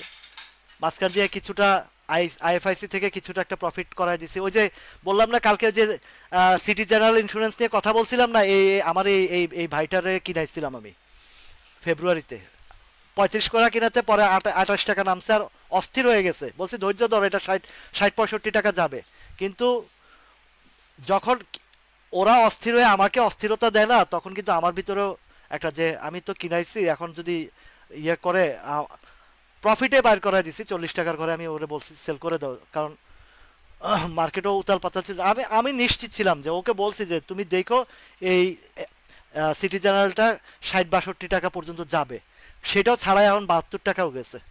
আচ্ছা তাহলে এখন পর্যন্ত বিএসসির নিউজটা আসে নাই, হ্যাঁ, ডিভিডেন্ডের, তাহলে আপনি এই যে 9 টাকার ঘরটা বাধা হবে না, এটা উঠে যাবে, এটা কোহিনুর তো কালকে বলছিলাম মনে হয়। আচ্ছা তাহলে বিএসসিটা বোরহান ভাই এবং রাফায়েত ভাই শুনেন মনোযোগ সহকারে, বিএসসিটা যে পজিশনে আছে এই নিউজের ভিতরে আসতে আসতে চলে যাবে, আমার আমার যেটা ধারণা ওই 113-14 টাকার ঘরটা যাবে, পাবেন এটা সম্ভাবনা, কারণ 9 আর 5 তো কাছাকাছি, 5 আর 9 তো কাছাকাছি, এটা তো একদিনের হিসাব, তো 13, 14, 15 টাকার দিকে একটা সাপ্লাই যাবে, এটা ভালোভাবে দেখতেছি আমি। বিএসসি, তাহলে এই যে দেখেন এখানে একটা আরো এক ভাই আছে রায়ান ভাই, রায়ান ভাইও 124 টাকা 25 টাকা কিনছিল, কিনে নিটিং করতে গিয়ে আরো ধরা খাইছে, পরে মাঝখান দিয়ে 120 টাকা উঠছিল, আর ফোন দিছিলাম, উনি আবার অ্যাডভোকেট, তো ওনাকে আমি ফোন দিছিলাম, ওই নাম্বার সেভ করাতে না থাকাতে অনেকবার বলাতেও চিনতে পারতেছে না, পরে গিয়ে বুঝতে পারা ভাই আমি বুঝতে পারি না, আপনার নাম্বার তো আমার সেভ ছিল না, অথচ আমার রাতে রাতে অনেক দিন অনেক কথা হয়েছে, আর আসলে ওই ক্লায়েন্ট থাকে, তো তো ক্লায়েন্টের ওইখানে ব্যস্ততাও থাকে, বুঝতে পারছি আমি বিষয়টা। আচ্ছা এখন এখন দেখেন এই যে বিএসসিটা 114 টাকা 15 টাকার ঘরে গিয়ে একটা ধাক্কা খাবে, এটা এটা মাস্ট খাবে এখানে। এটা আবার পার করলে আর ডিভিডেন্ড যদি ঘোষণা আসে তাহলে এইটাও পার করে ওই 122-23 টাকার দিকে যাবে, এটা কোনো ফ্যাক্টর হবে না। এটা নিশ্চিত থাকেন যে যখন ইয়েটা আসবে, নিউজটা আসবে, ওই ডিভিডেন্ড দিবে, কেননা ও ডিভিডেন্ড তো ভালো দেখে, ভালো দেয়। আচ্ছা, তো কেডিএসটা, আচ্ছা এবার বোরহান ভাই কেডিএসটা দেখেন, কেডিএস অনেকেই আছেন, কেডিএসটার বিষয়টা বলি। কেডিএস এর এই যে যে আহ, আহ, যেটা করছে, হ্যামার ক্যান্ডেল যেটা করছে, এই হ্যামার ক্যান্ডেলের একটা সূত্র আছে। সে তার বটম টু বটম টাচ করাটা হচ্ছে হ্যামার ক্যান্ডেলের হ্যাঁ, রাফাত ভাই ঠিক বলছেন। আচ্ছা শুনেন, বটম টু বটম টাচ করা যখন করে তখন কিন্তু এরকম হ্যামার ক্যান্ডেল তৈরি করে, ঠিক আছে? একটা হ্যামার করে, দেখেন এই লেভেলে একটা হ্যামার করছে, দেখছেন কেন করছে? এই জায়গার একটা টাচ, প্রিভিয়াস হিস্ট্রির এই জায়গায় একটা টাচ, আর এখন যেটা করছে সেটা এই যে এই জায়গার টাচ, মানে এবার লোয়েস্ট যেটা সেই একটা বটম টাচ করে হ্যামারিং করছে। এখন আগামীকালকে যদি এনগালফিং ক্যান্ডেল করে, যেটাকে আমি বলি ড্রাগন ফ্লাই বা ওই যে ডোজি বা ইনভার্টেড হ্যামার, এই টাইপের কোনো ক্যান্ডেল যদি আগামীকালকে পরে করে রোববারের ইয়েতে আসে, তখন আপনাদেরকে ক্লিয়ার ধারণাটা দিতে পারবো কেডিএস এর বিষয়টা। যেটা পাইছি আমি ধারণাটা বিএসসির কাছ থেকে, কেডিএস এর থেকে এখনো সিগন্যালটা ক্লিয়ার আসে নাই।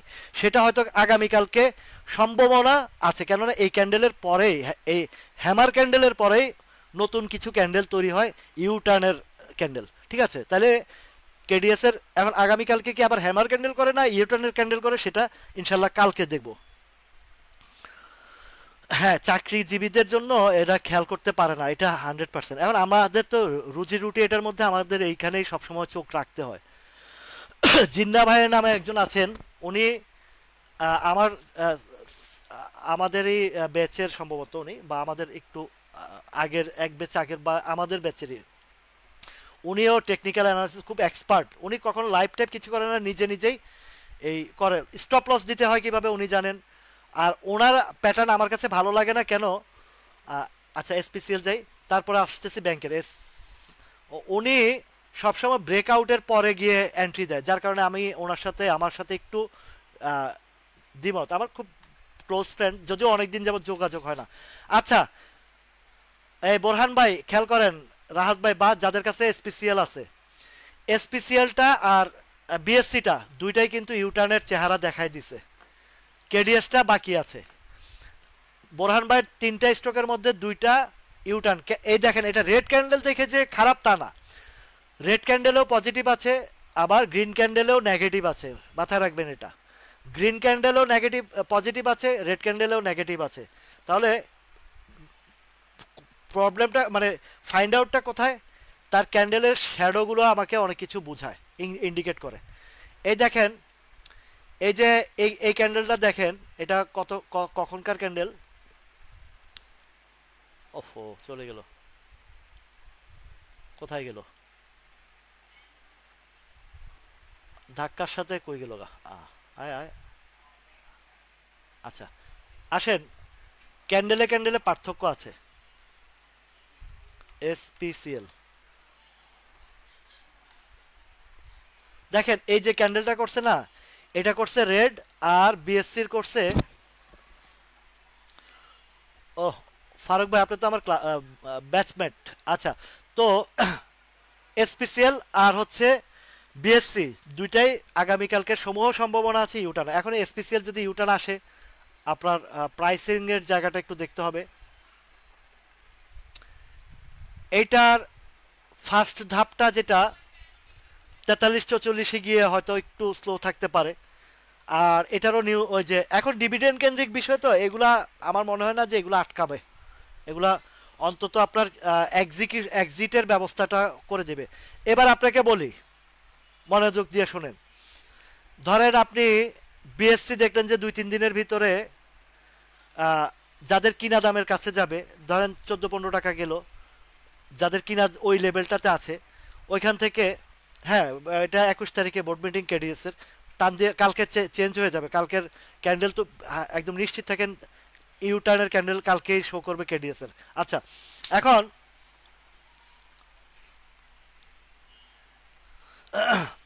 তো ধন্যবাদ ভাইয়া, বাকিবিল্লা ভাইয়া।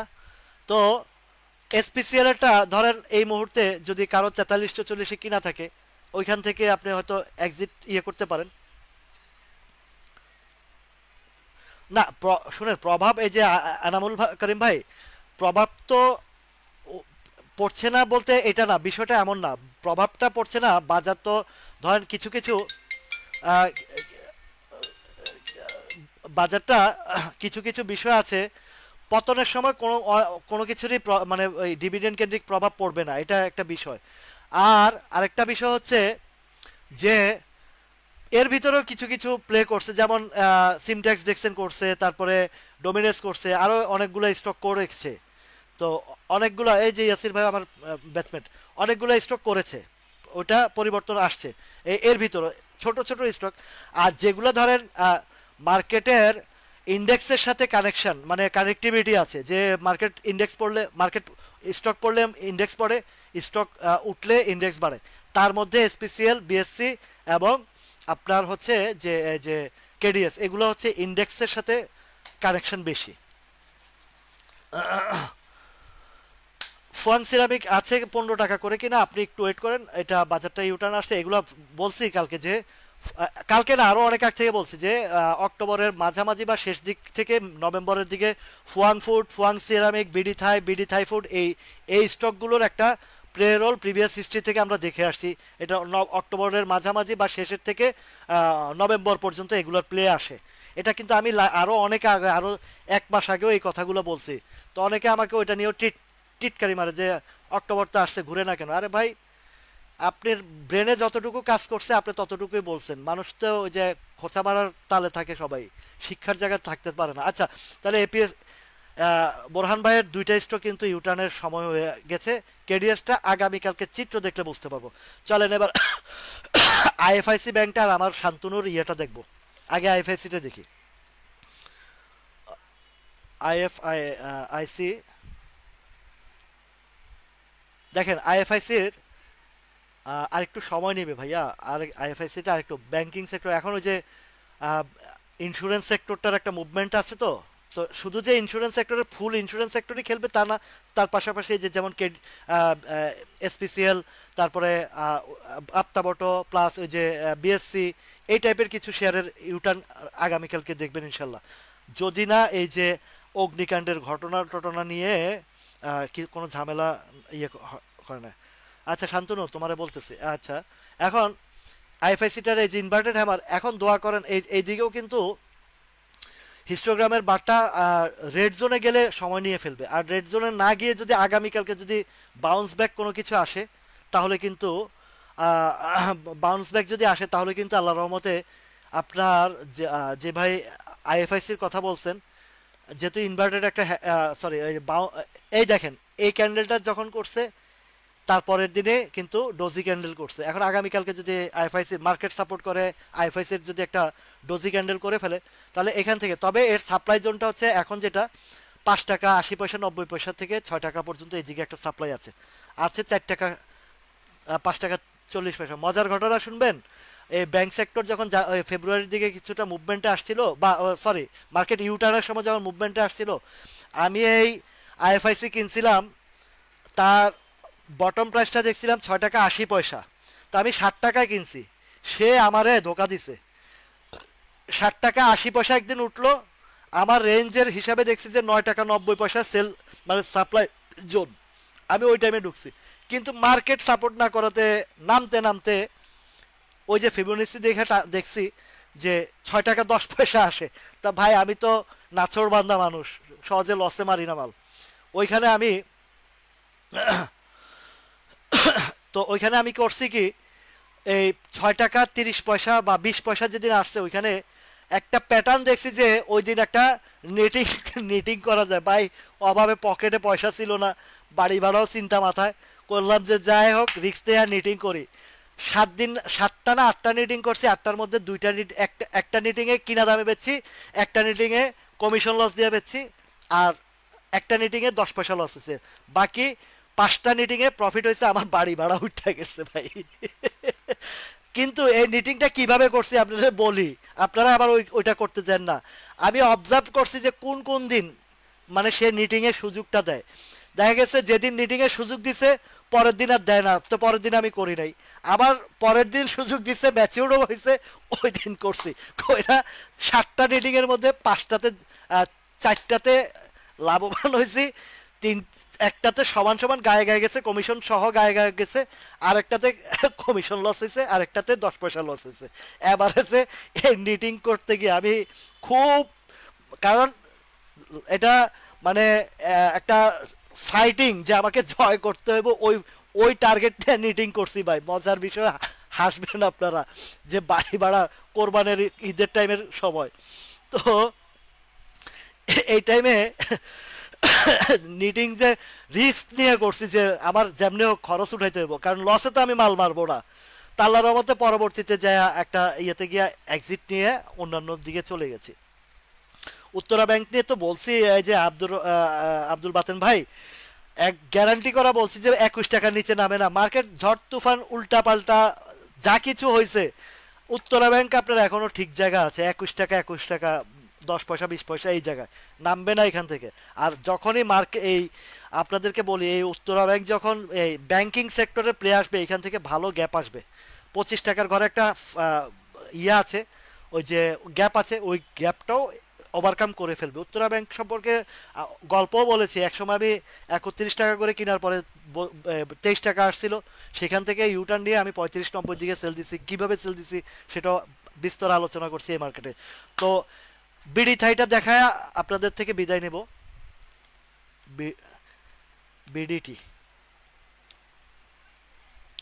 শান্তনু, এটা এখনো মানে পরপর 2টা হ্যামার ক্যান্ডেল করছে, 10 টাকা 80 পয়সা নামাইছে। এখন এইখানে তোমার জায়গাটাও একটা সাপোর্ট আছে, যদি বটম সাপোর্টটা ধরি, আর 30টা পয়সা, আর 30টা পয়সা, সেই 30টা পয়সা কোথায়? 10 টাকা 50 পয়সা। আচ্ছা, এই যে 80 পয়সা যে ক্লোজ করছে, 10.50-এ টাচ করছে না, 10.70, 10.70 মারছে না। এইবার বলি, হয়তোবা আগামীকালকে দেখবা যে একটা দাম করে একটা 10 টাকা 50 পয়সা কইরা টাচ করে একটা এনগালফিং, এই যে এইরকম একটা ক্যান্ডেল কালকে বিডি থাইয়ের করতে পারে। ঠিক আছে, যদি করে, এরকম এরকম যদি ক্যান্ডেল করে, মানে লক্ষণে বলতেছে এরকম ক্যান্ডেল, এরকম ক্যান্ডেল, সিমিলার ক্যান্ডেল। দেখেন বাজার ঘুরার যে একটা, আপনার স্টকটা ঘুরার জিনিসগুলো আপনি নিজেরাই ধরতে পারেন। আমার যে শিক্ষা, আপনার শিখেন ভাই, শিখেন। এই যে এই ক্যান্ডেল যখনই দেখবেন যে নিচের সাইডে 2 দিন 3 দিনের জন্য হলেও সে বাউন্স ব্যাক করে একটা গ্যাপ দিয়ে যায়। এই যে ইন্স্যুরেন্সের কথাগুলো যে কি সুন্দরভাবে আপনাদেরকে বুঝাই দিছি, অনেকে নিছেন। ট্রেডার, হ্যাঁ, এই ট্রেডাররা হচ্ছে ভাই, ওরা ওদের কথা বলে লাভ নাই। আর আপনি যদি এই ধরনের ভাই ওয়েট করেন, আমি দেখছি ইনস্ট্যান্ট বলবে don't tell me wait, you can, মানে সে বাধ্য আপনার অর্ডার ইয়ে করতে। যদি না করে তার বিরুদ্ধে সিকিউরিটি হাউসে ইয়ে করবেন, ডিএসসি তে কমপ্লেন করবেন, ওর চাকরি সুদ্ধা চলে যাবে।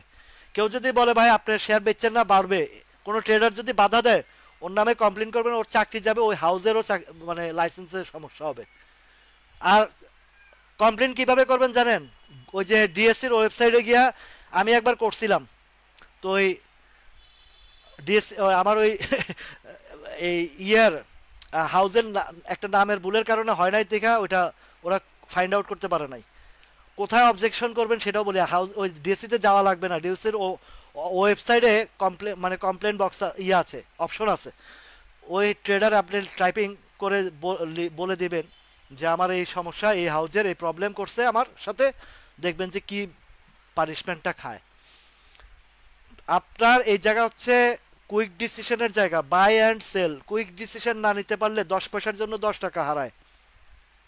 তো শান্তনু, তোমার এটা যদি কালকে ওই টাইপের কোনো ক্যান্ডেল দেখেন, যখনই এই টাইপের ক্যান্ডেল করে বটম সাইডে, তখনই কিন্তু পরের দিন একটা ইউটার্ন দেখি আমরা। এই দেখেন আবার এটা রিভার্সাল কোনটা, উপরে যদি এটা এই টাইপের ক্যান্ডেল করে তখন ডাউনে আসে। সহজ হিসাব, সহজ হিসাব। 15 টাকার আশেপাশে কিনা ভাই, এটা 2-3 বার 13, 20, 30 মানে 1360 পার করলে, এটা আমি শান্তনুরও বলছি যে 1360 পার করলে সেল আসে 1450-এর দিকে। শান্তনুর সে 42 টাকা শেয়ার অ্যাভারেজ করতে করতে আনছে 17 টাকায়, আর তার নামছেও। হ্যাঁ, নিজে হাতে ট্রেড করবেন, এটাই ভালো রাফায়েত ভাই। আপনারকে ওই আপনারকে ওই হাউস, আপনারা যাদের এই অ্যান্ড্রয়েড ফোন আছে, তারা আপনারা ওই হাউস থেকে সফটওয়্যার ইয়ে করে নেবেন, অ্যাপ্লিকেশন করে বাই করবেন আপনি, সেল করবেন আপনি, আপনারটা আপনার হাতে করবেন। ওইখানে ট্রেডারকে বলাও লাগবে না। অনেকে আবার অফিসিয়াল কাজে মিটিং টিটিং থাকে, তখন হয়তো অনেকে টেক্সট করে ওই ইয়েকে বলে ট্রেড করতে, এই তখনই গিয়ে এটা হয়। বাট আপনি অলওয়েজ বলে দিবেন আপনার ইয়েদেরকে আপনার ট্রেডারকে যে তুমি আমাকে জ্ঞান দিবা না, আমি যেটা বলছি আমার অর্ডার তুমি সাবমিট করো। That's that's enough. আমার ট্রেড আমি করব, কোথায় করব, কোথায় বেচবো কিনবো সেটা আমার দায়িত্ব, আমার শেয়ার। আর ওই কখনো ট্রেডারদের পরামর্শ নিতে যাবেন না ভাই, প্লিজ। কেননা ট্রেডাররা ট্রেডিং এর এক্সপার্ট, আর শেয়ার সম্পর্কে তাদের ইয়ে থাকে না। আচ্ছা, মাগুরাটাও দেখে যাই শেষ বেলা, অনেক তো আপনাদের রিকোয়ারমেন্ট থাকে। এই প্রত্যেকটা আসলে যেটা দেখায় সেটার সাথে আপনারটাও ওই আপনি যদি যে শিক্ষার জায়গাটাতে যদি একটু ভালোভাবে মনোযোগী হন, তাহলে আপনার স্টকটা আপনি নিজেই বাছাই করেন। আর স্টকটাও আছে, আমার স্টক আছে, এগুলো ডাউনলোড করে নিলে আপনাকে মানে এই জিনিসটা ইয়ে দিবে, শিখতে ইয়ে করবে ভাই। মাগুরাটাও ক্যান্ডেলটা খুব ভালো, খারাপ না।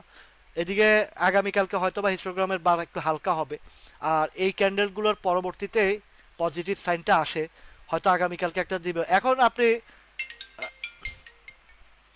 আপনি যেটা দেখতে পারেন রাখতে পারেন, সেটা হচ্ছে টার্গেটটা এখন এই মুহূর্তে 100, 101 টাকা 2 টাকার দিকে গেলে একটা ধাক্কা খাবে। 101, 2 টাকার দিকে গেলে ধাক্কা খাবে, ঠিক আছে। সেখানে আপনি স্টপ লস নিতে পারেন, বা এইখানে অ্যাভারেজ করে আপনার প্রাইসটা কমায় 100 টাকার ঘরে আনতে পারেন। আনলে আপনার ওইখানে এক্সিকিউশনটা আপনার সুবিধা হবে যদি টাকা থাকে। আগামীকালকে আপনি মাগুরা কমপ্লেক্স যাদের আছে, তারা যাদের ফ্রি টাকা আছে, তারা আপনারা প্রাইস অ্যাডজাস্টমেন্ট করতে পারেন, বা ওই যে যেটাকে বলে আপনার প্রাইসটার নিচে নামায় আনতে পারেন, যেন আপনার এক্সিটটা নিতে সুবিধা হয়। তো 101, 2 টাকা গিয়ে আবার ধাক্কা খাবে এই শেয়ারটা। ঠিক আছে, তো সবাই ভালো থাকেন, সুস্থ থাকেন। অনেক সময় হয়ে গেছে, অনেক কিছু বললাম। সবাই শিক্ষার জায়গাটা থাকেন ভাই, আপনাদের জন্য ভালো হবে, আপনাদের কাজগুলো সুবিধা হবে। অনেক ভাই আছেন নিরিবিলি শুনেন একদম, এই পয়েন্ট টু পয়েন্ট ধরে কাজ করেন, নীরবে নিবৃত্তে ওনারা প্রফিট হোক বা না হোক ওইভাবে কাজগুলো করে যাচ্ছেন এবং বেনিফিশিয়ারি হচ্ছেন। আমি জানি অনেক ভাই ভালো প্রফিটও করছেন, আহ, এই শিক্ষার জায়গা থেকে করছেন। তো সবাই ভালো থাকুন, সুস্থ থাকুন, আল্লাহ হাফেজ।